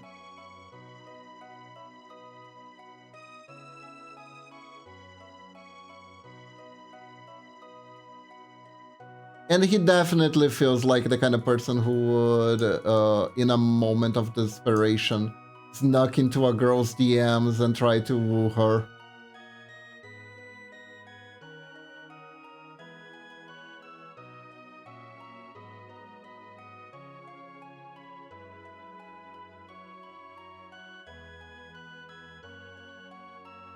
Yeah, so I don't know. I have questions.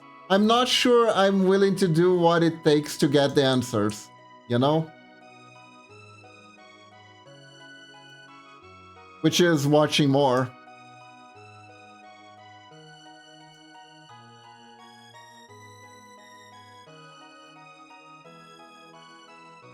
I will say this much. If your theory is correct, Kai, that app must be like the most popular rent-a-girlfriend app in Japan in the story, because the guy's life seems to be run by it, apparently. Kind of like, this app destroyed my life.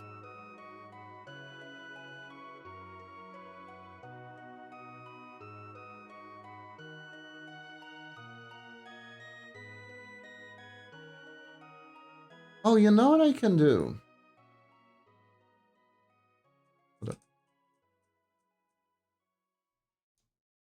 Make it look better.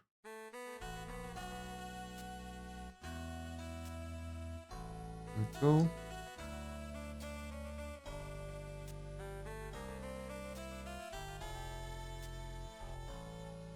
There we go. Raise this up.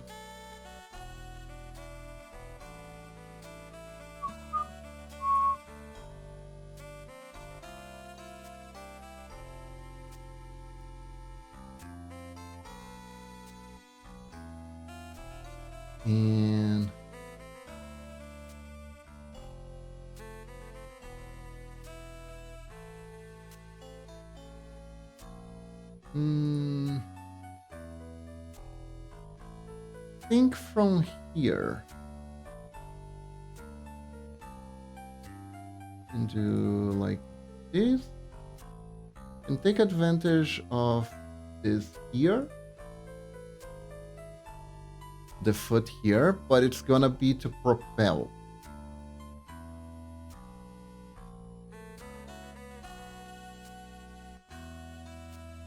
Backward momentum.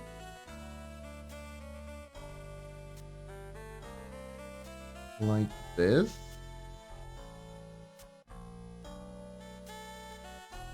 We put the foot more centered here. No, hold up. Yeah, we can increase the area here. Move over here. There we go.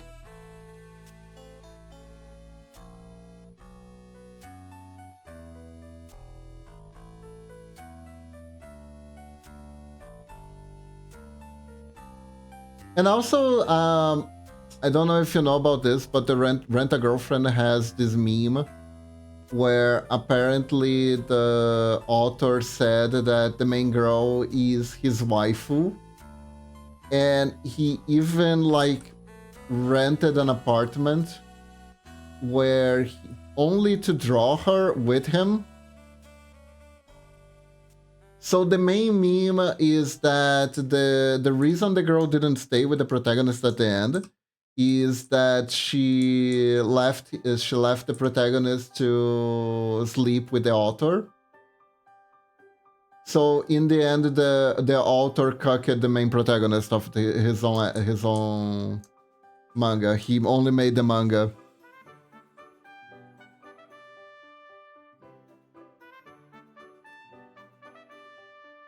I mean, to be fair, Kai, in order to write a character that was like such a hopeless gunner like the protagonist Kun, you kind of need to have some real life experience, probably.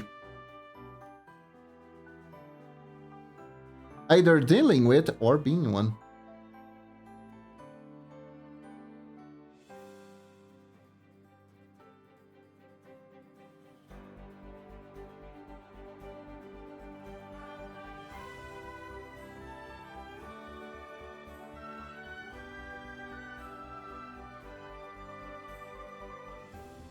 So yeah, so there's definitely some weirdness going on there.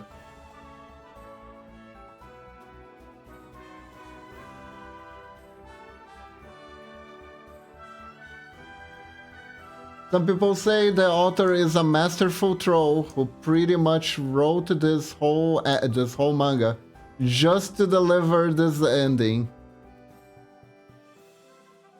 and make everyone who was invested into seeing how the story ended to be mad.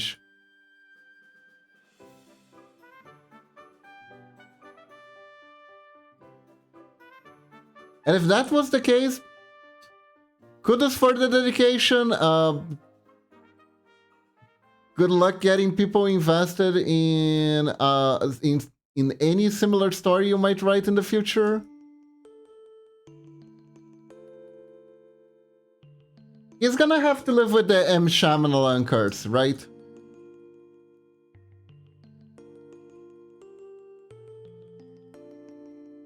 Everyone was blown away by the Sixth Sense. The Sixth Sense, the plot twist. But now they all expect it.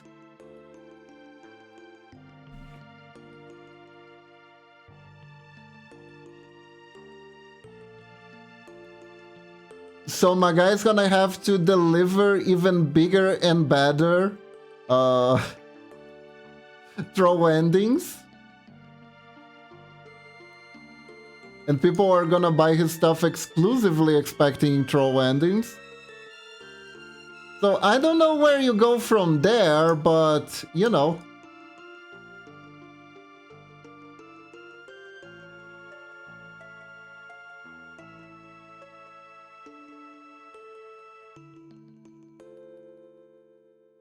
I really don't know where you go from there.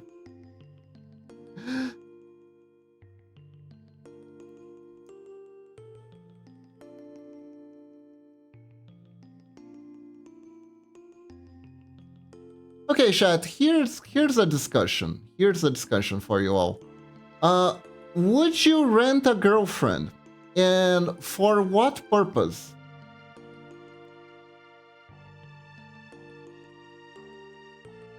Would you do it?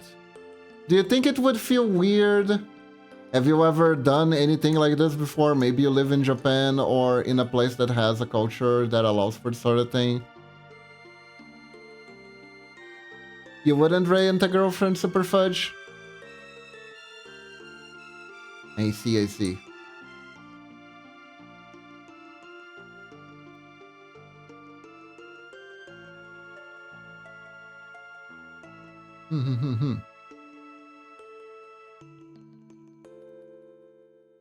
Now, I don't remember if Kai said that yup before or if he's saying yup to renting a girlfriend. Yes, just to have a nice time, because I've been lonely a long time. Nothing weird, it's just someone to spend time with, even if it's just for the day. I see.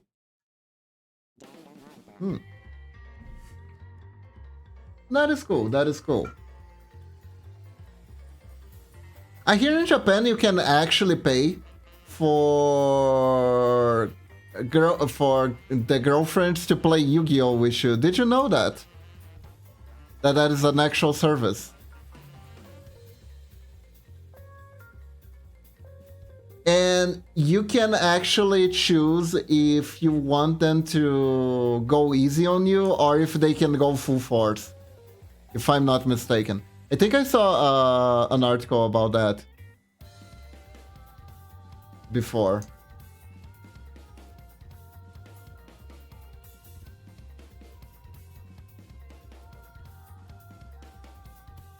That would be funny. I'm not gonna lie. That would be pretty funny. I would act that for that one specific reason. I would.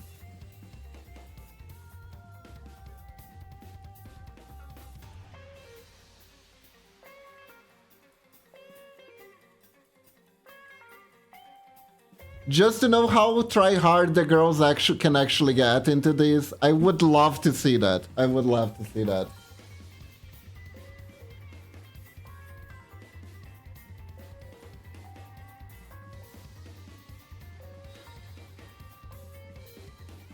Though honestly, the renting a girlfriend straight up, I probably wouldn't. I just feel awkward in that sort of stuff. I tried going to a maid cafe once. There was a maid cafe here in Brazil. Uh, I couldn't get into it, you know? I tried to, I couldn't. I couldn't get into it. Mama, she got into it way better than I did, I gotta say. She had way more fun than I did.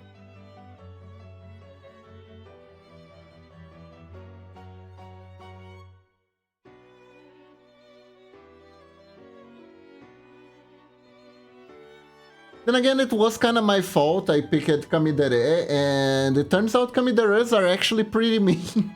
I forgot what it actually meant.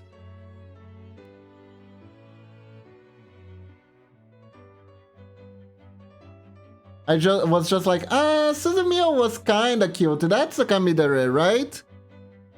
I guess we can pick that one.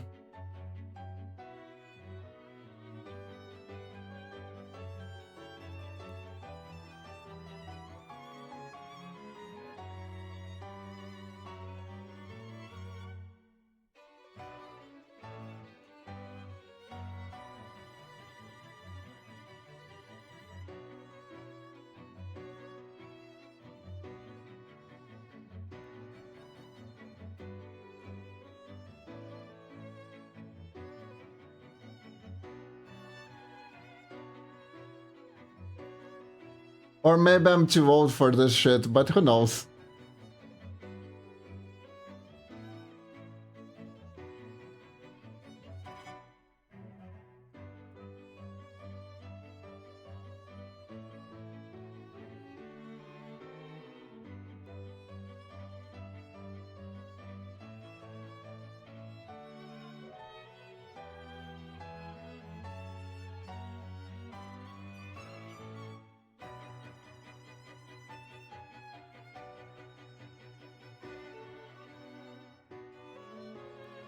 Mm-hmm.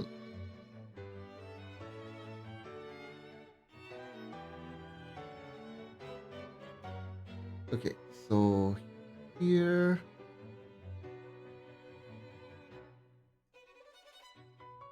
Gonna do like this. Because it's passing over.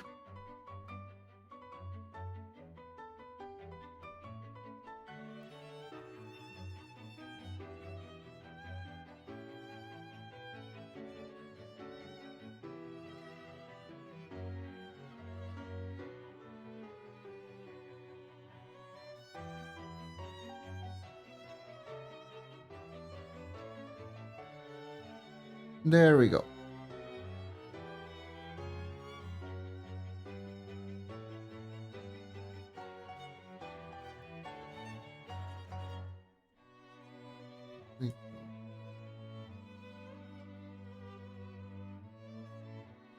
Sometimes I worry Kiba is becoming a ninja. Hey, Rose! What do you mean? I am a ninja.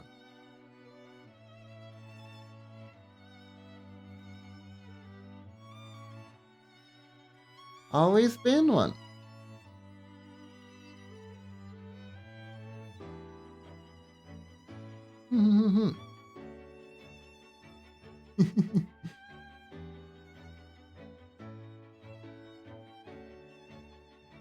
No way would be a ninja or would never see you and get sad. That is true. You know, that is actually something I kinda had a little bit of trouble thinking about, particularly when I was starting to do streaming. Because, like, I like ninjas a lot. So being a ninja VTuber felt pretty natural to me. But at the same time, it was kind of like, I didn't know how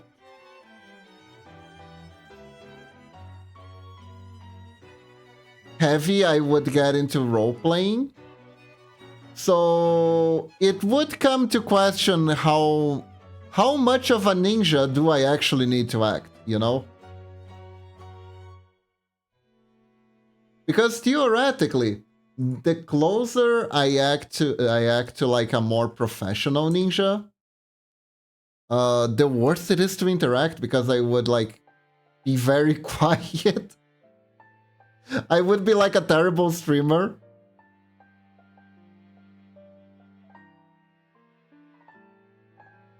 Because I'd have to be like very quiet.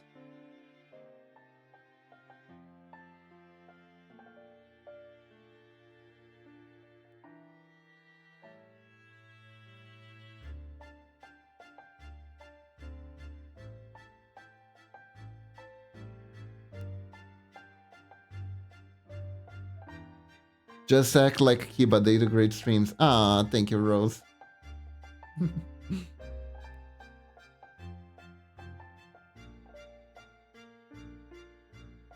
But yeah.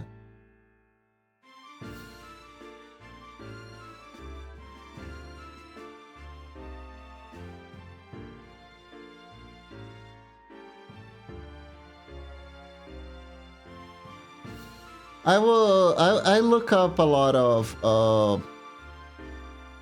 there's this channel from this guy Khaled Guy Jinguba. He has a series where he looks up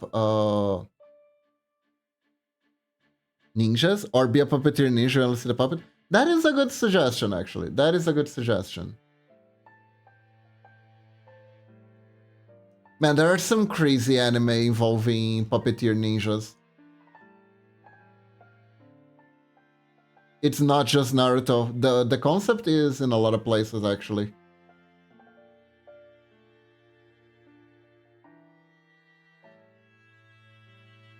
Hmm.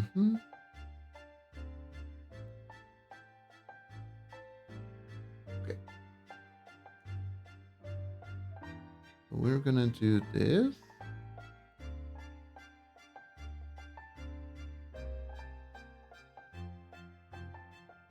And now I'm gonna do like these. Do do do do do do do do. Do do do do do. Let me delete this one real quick so I can think about what I'm doing.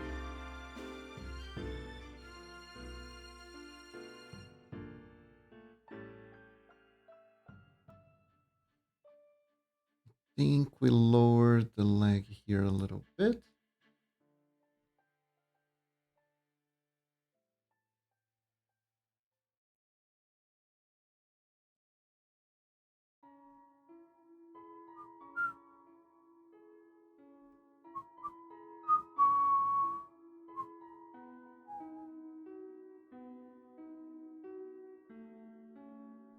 Okay.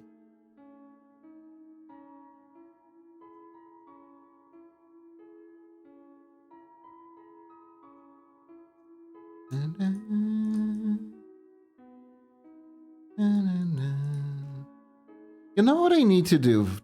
Speaking of strings, this is a thing that I absolutely need to do. I need to do a karaoke string.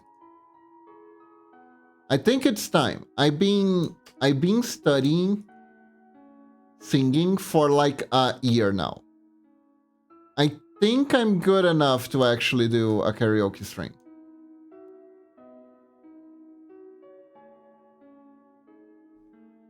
I think I can do a karaoke string now. You know?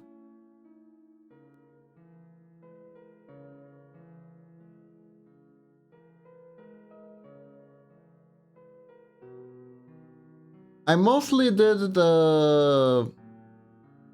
I would love to hear you sing, but also I'm worried that's how I finally get assassinated. Don't worry, I will not kill you with my voice. I've been training to not do that, actually. I've been training to sing well.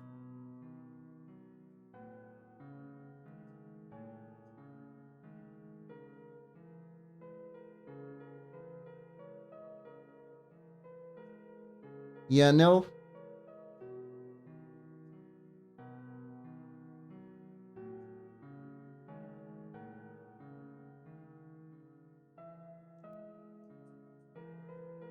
I think I'm sorta decent. I'm sorta decent.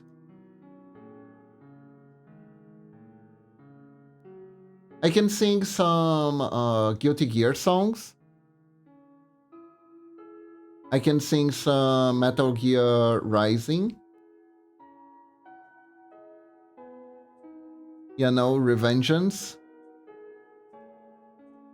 I can sing a few of those. I can sing most of those, actually. I can sing most of those.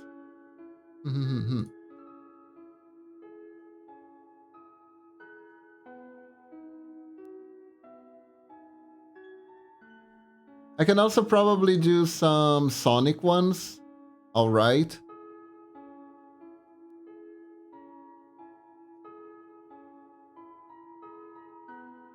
Like Live and Learn and... Did Big the Cats had a team? No, right? It was just weird banjo music following him around. Don't think Biggs had a team. If it did, it was probably some very awkward rap talking about how he is big as the cat and he really needs to find Froggy. God, I hope Biggs the Cat doesn't have a theme song. Does Big the Cat have a theme song? No, right? Hold up. Did Big the Cat have a theme song? Big the Cat theme song lyrics.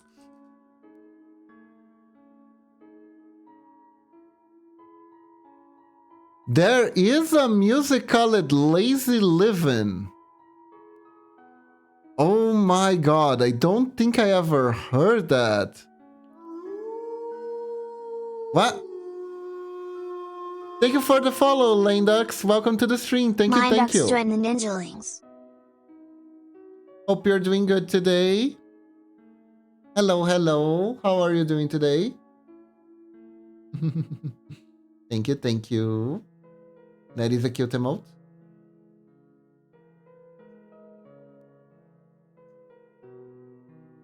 So Big as the Cat has a theme song. God damn, I didn't know that. Lazy Living.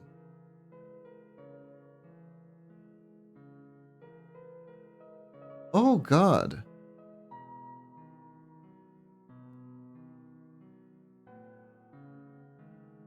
Big as the Cat lo-fi. What the frick? I'm fine, you appeared in my Twitch recommendation. I see, thank you. Oh, that is great to hear. I'm actually being recommended.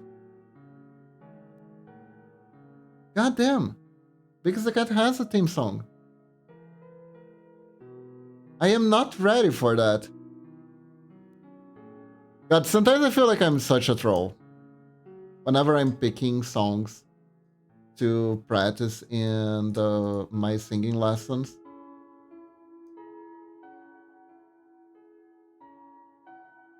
My teacher is so fun. She plays a lot with us when we're picking songs and stuff like that.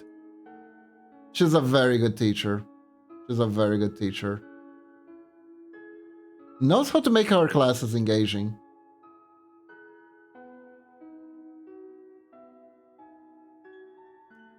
She's like, oh my god, look at this thing you picked. And it's really funny because she keeps telling me that I mostly have a pattern of songs that I pick, but then I will suddenly pick a song that like makes no sense with my current pattern and throws her off a loop.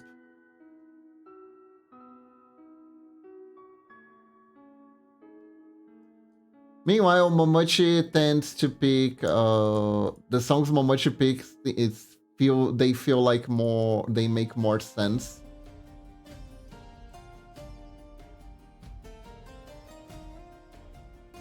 To her, it's pretty funny. It's pretty funny. Let me think here. How are we doing this? Hold up, I need to put the loop here.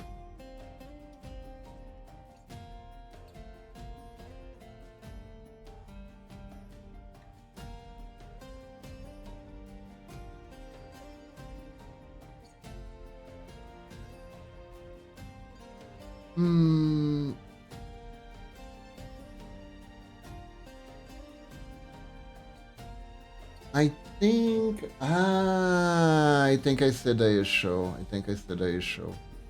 The issue is, this is... Right now, this becomes on the back if we turn the crotch, right? So this is actually poorly positioned. Should be a bit more over here.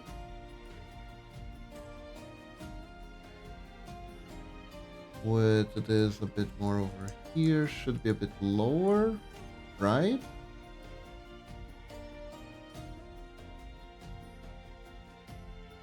But yeah, I really should do a karaoke stream for you guys sometimes. But I'm not entirely sure how to do one of those. Like, do I just show up and start singing music? Is there like voting? I never done one of these before. Do you guys like give me music recommendations? Because obviously it has to be outside of stream, because I would need time to prepare, right? Make sure I can hit the notes, or at least know the song a little bit.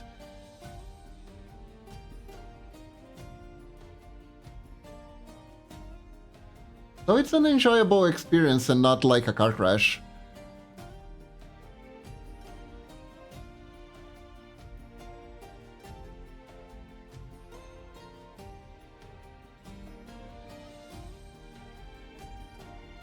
For me and everyone involved.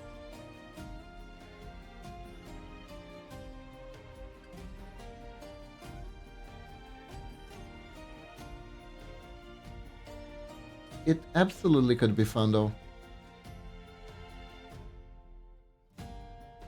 Yeah, I feel the fact that the body isn't moving, right, is also a thing. I think we need a little bit more perspective, because at this point in the movement, I should lower my head here. Should be lowering my head. So I can make a more dynamic pose. So kind of like these.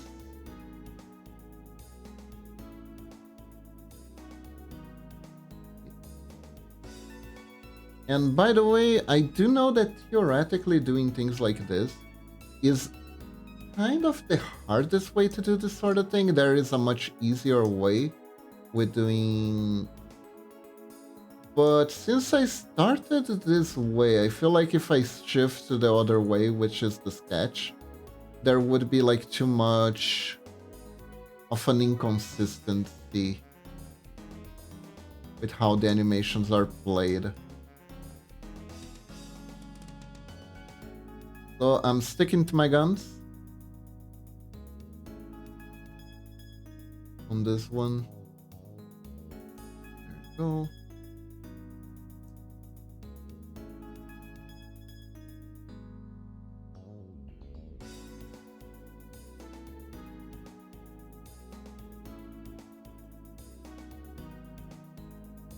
Now,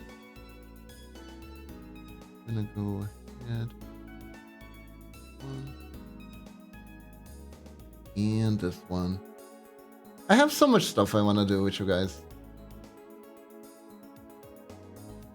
I want to play... I discovered that Breath of Fire 4 is available on GOG. And I really like that game. I'm not entirely sure I ever finished it when I was younger. Because unfortunately I had this really terrible habit of like picking up these really long JRPGs to play and kinda dropping them after a while. And this was mostly because at the time they would either be rentals or borrowed or stuff like that, right? So I didn't really give them as much time as I should have.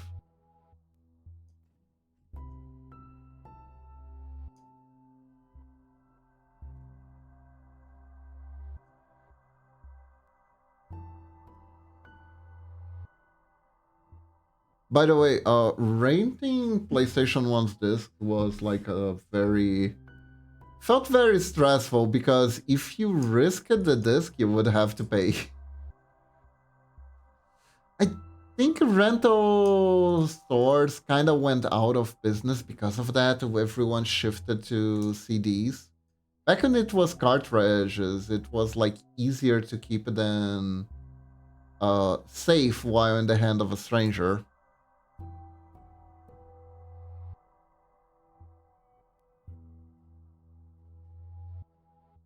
Oh, I see, I see. Hold up.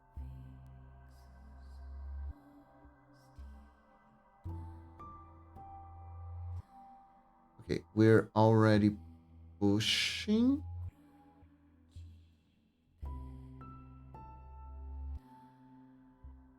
So I can a little bit higher angle here. Yeah. Like Breath of Fire 4 was one of those games that kind of stuck in my head. Particularly, I wanna see you can actually pick your ending in that game. You know, but there was another game. The Breath of Fire series was really interesting because you honestly the main premise that it just sold me was the fact that she could turn into a dragon. That was like really cool.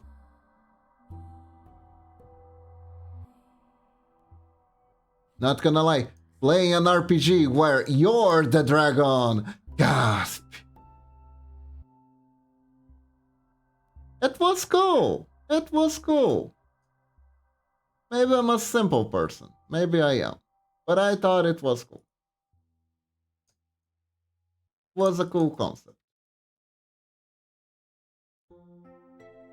I'm always down for playing a more monstrous character in RPGs and stuff like that. Usually I don't like just being a no human, you know? Fantasy races are there to be played, goddammit.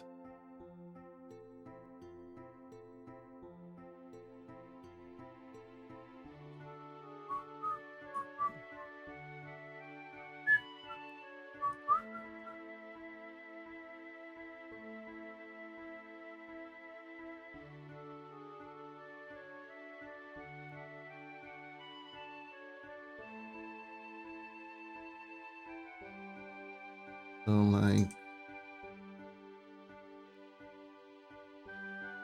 here.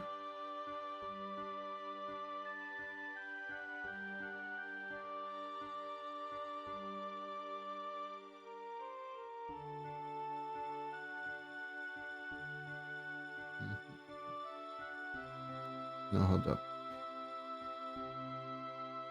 Delete. There we go.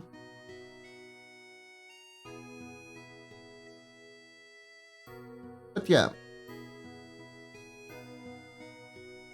it was really fun. Unfortunately, the Breath of Fire series kinda died in the 5th game. It feels like there's something very cursed when it comes down to games that have sprite art. It always seems like their weakest entries happen exactly when they start becoming 3D. They use full 3D models. I don't know why that happens. It's a curse. It's almost a curse. It's almost a curse. I've seen that happen with so many games, and Breath of Fire was one of them. And it's like really unfortunate too, because the Breath of Fire that killed the series was such an interesting game. It was such an interesting game. It's also definitely a game that I want to play sometimes, but I think the only way I'm gonna be able to play that game is through emulation, because I'm pretty sure Capcom sure as hell ain't very interested in re-releasing that one. Was kind of a stinker in the box offices. Don't forget, Hiba, you're still doing Peace Hands. I am, aren't I? Goddamn. Hold up. Thank you, Kai. Thank you. I wasn't looking at OBS. Thank you very much. There we go.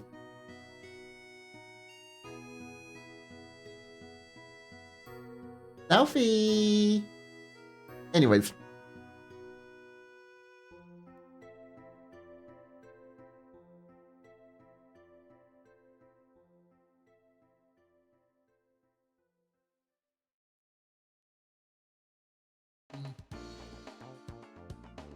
Yeah, I think the position of the leg is actually throwing me off quite a bit.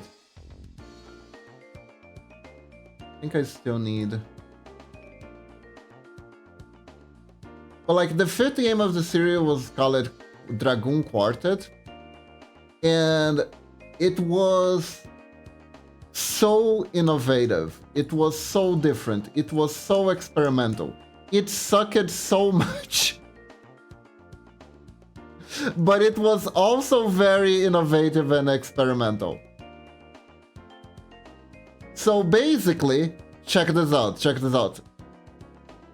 Tell me if this sounds extremely interesting. Imagine an RPG that's a survivor horror, right? It's a survivor horror RPG where you are stuck in a time loop, and every time you die in the game, you get sent back in the time loop with your level reset, but you get to keep equipment and skills you have learned. So you can try again. Ladies and gentlemen, Breath of Fire Dragoon Quartet was in fact a roguelike JRPG. Way before people even knew that was a thing. Now that I just realized that actually, while I was describing, I was like, wait, this is actually a JRPG, this is actually a roguelike. This JRPG is actually a roguelike. But it wasn't a roguelike because it wasn't randomized or anything like that. It was just, you were expected to fail and reset over and over again. Because each time you resetted the story, you also would get a little tidbit of development about the characters and the world you were in. It was really interesting.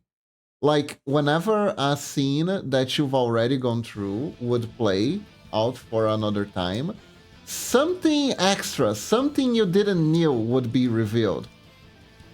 Like, you discover that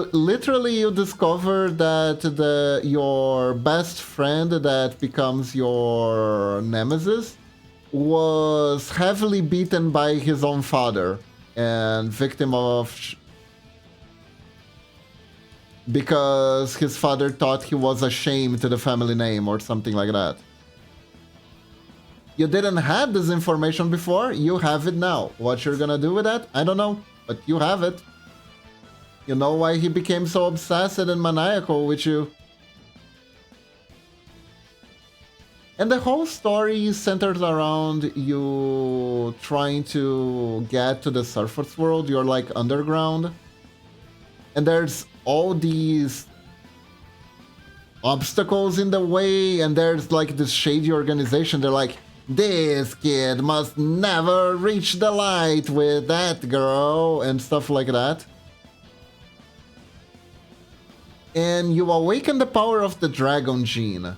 Unfortunately, you are apparently the weakest protagonist of the Breath of Fire series. because other protagonists could turn into dragons just fine, and this was like the biggest thing that made people hate this game. Whenever you used your dragon powers in this game, you got punished for it. This was the thing that was like the biggest turn off for everyone who played the game.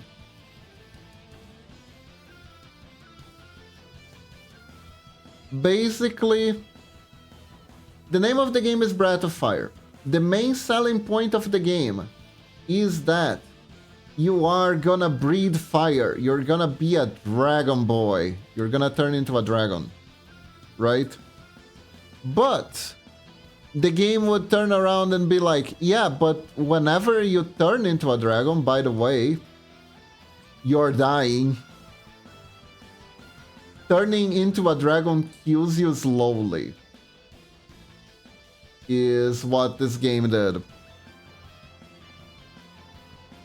And that pissed the player base off a lot, because it's like, if I have to manage turning into a dragon as like a resource, and like basically you had an allotted time in that game to escape, and the timer would shorten by like steps that you took in the dragon form.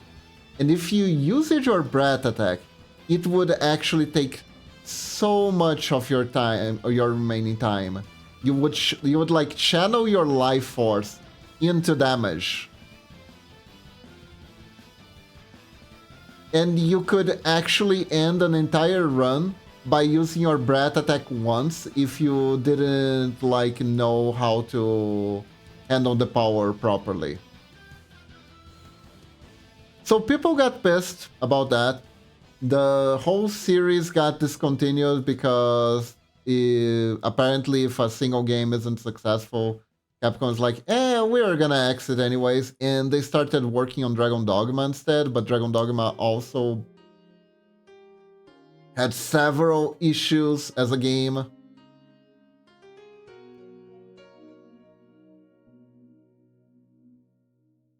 So yeah. I feel kind of bad for the game. Because like it had potential. It was doing a lot of things that were completely different, that were never seen before. But also, they kind of,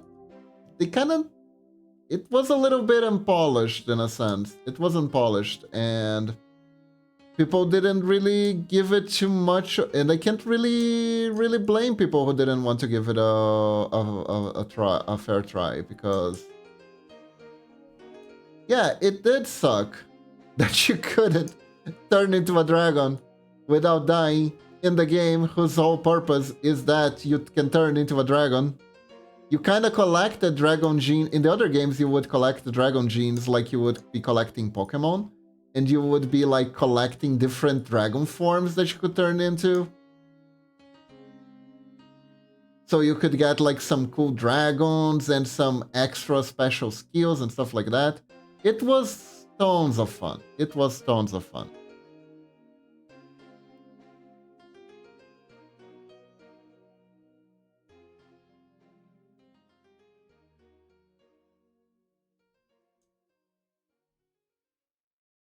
And I guess that was like the main issue. Most people just didn't find the game fun, regardless of what it was trying to do.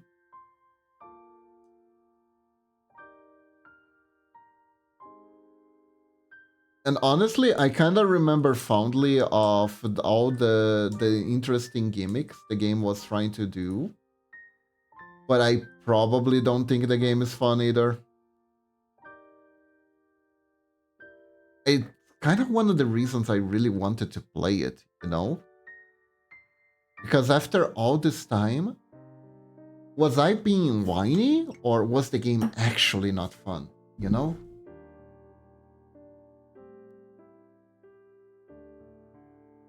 This is one of the things that I really like about having this channel, right? Is trying to find old games to see if like they stand up. Was this good? Are my glasses rose tinted? Or was this actually good? Is this valid? Is this still valid? Does this still hold up? And I love when I get to do that. I love when I get to test that.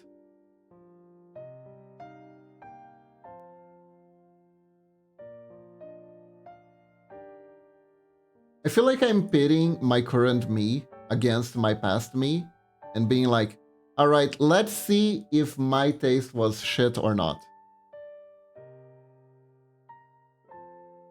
Honestly, for the most part, I've been okay.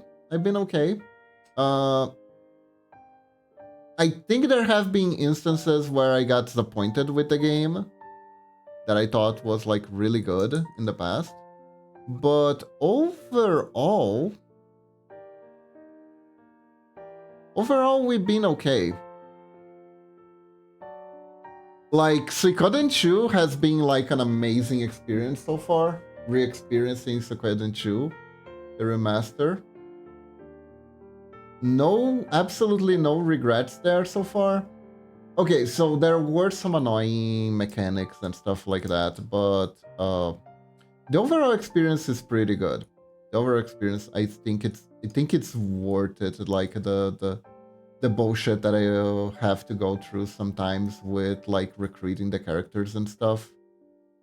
Some of them are like weirdly hard or very obtuse to figure out on your own. You kind of need a guide for it. And I do know that there are games in that time that were just guide games. You kind of had to pay up the guide in order to actually beat the game.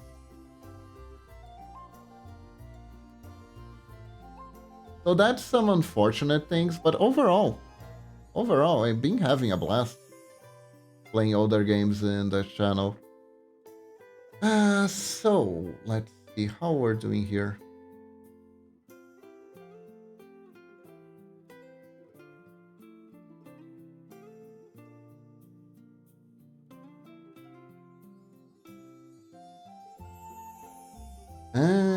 Hold up. I think... Oh, how fast are these frames? 50, okay. I think I need to dial these back to 100.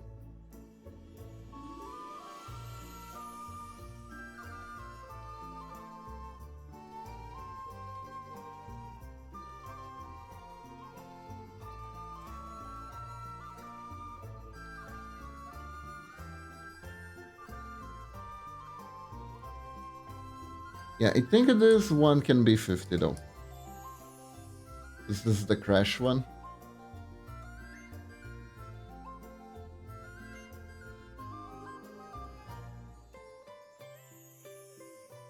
Okay, so this is cool. This is turning out pretty good. But that said, everyone, this is all the time I have for today. So thank you very much for joining me today. Hope you all have a wonderful day or night. I'll catch you guys on Saturday. We're gonna be playing Suikoden again. Gonna be fun. So hope to see you all there. And now we find someone to rate.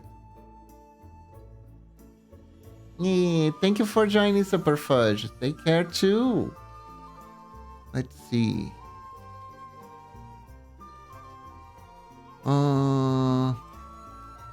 I don't really want people who ask me for art packs. So I think I'm gonna see if I can find someone I usually know.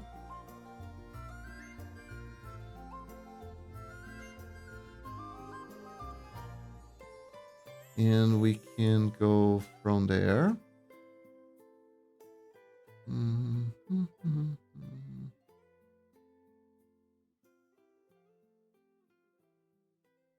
Let's see, who is chill with Raiden running? I think Tegra will be fine. Mhm.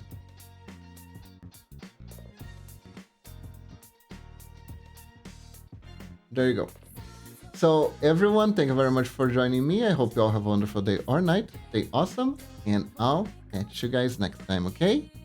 Bye bye, everyone. And remember, when in doubt, when you think you can do it, think like a ninja. And sure you can. Bye.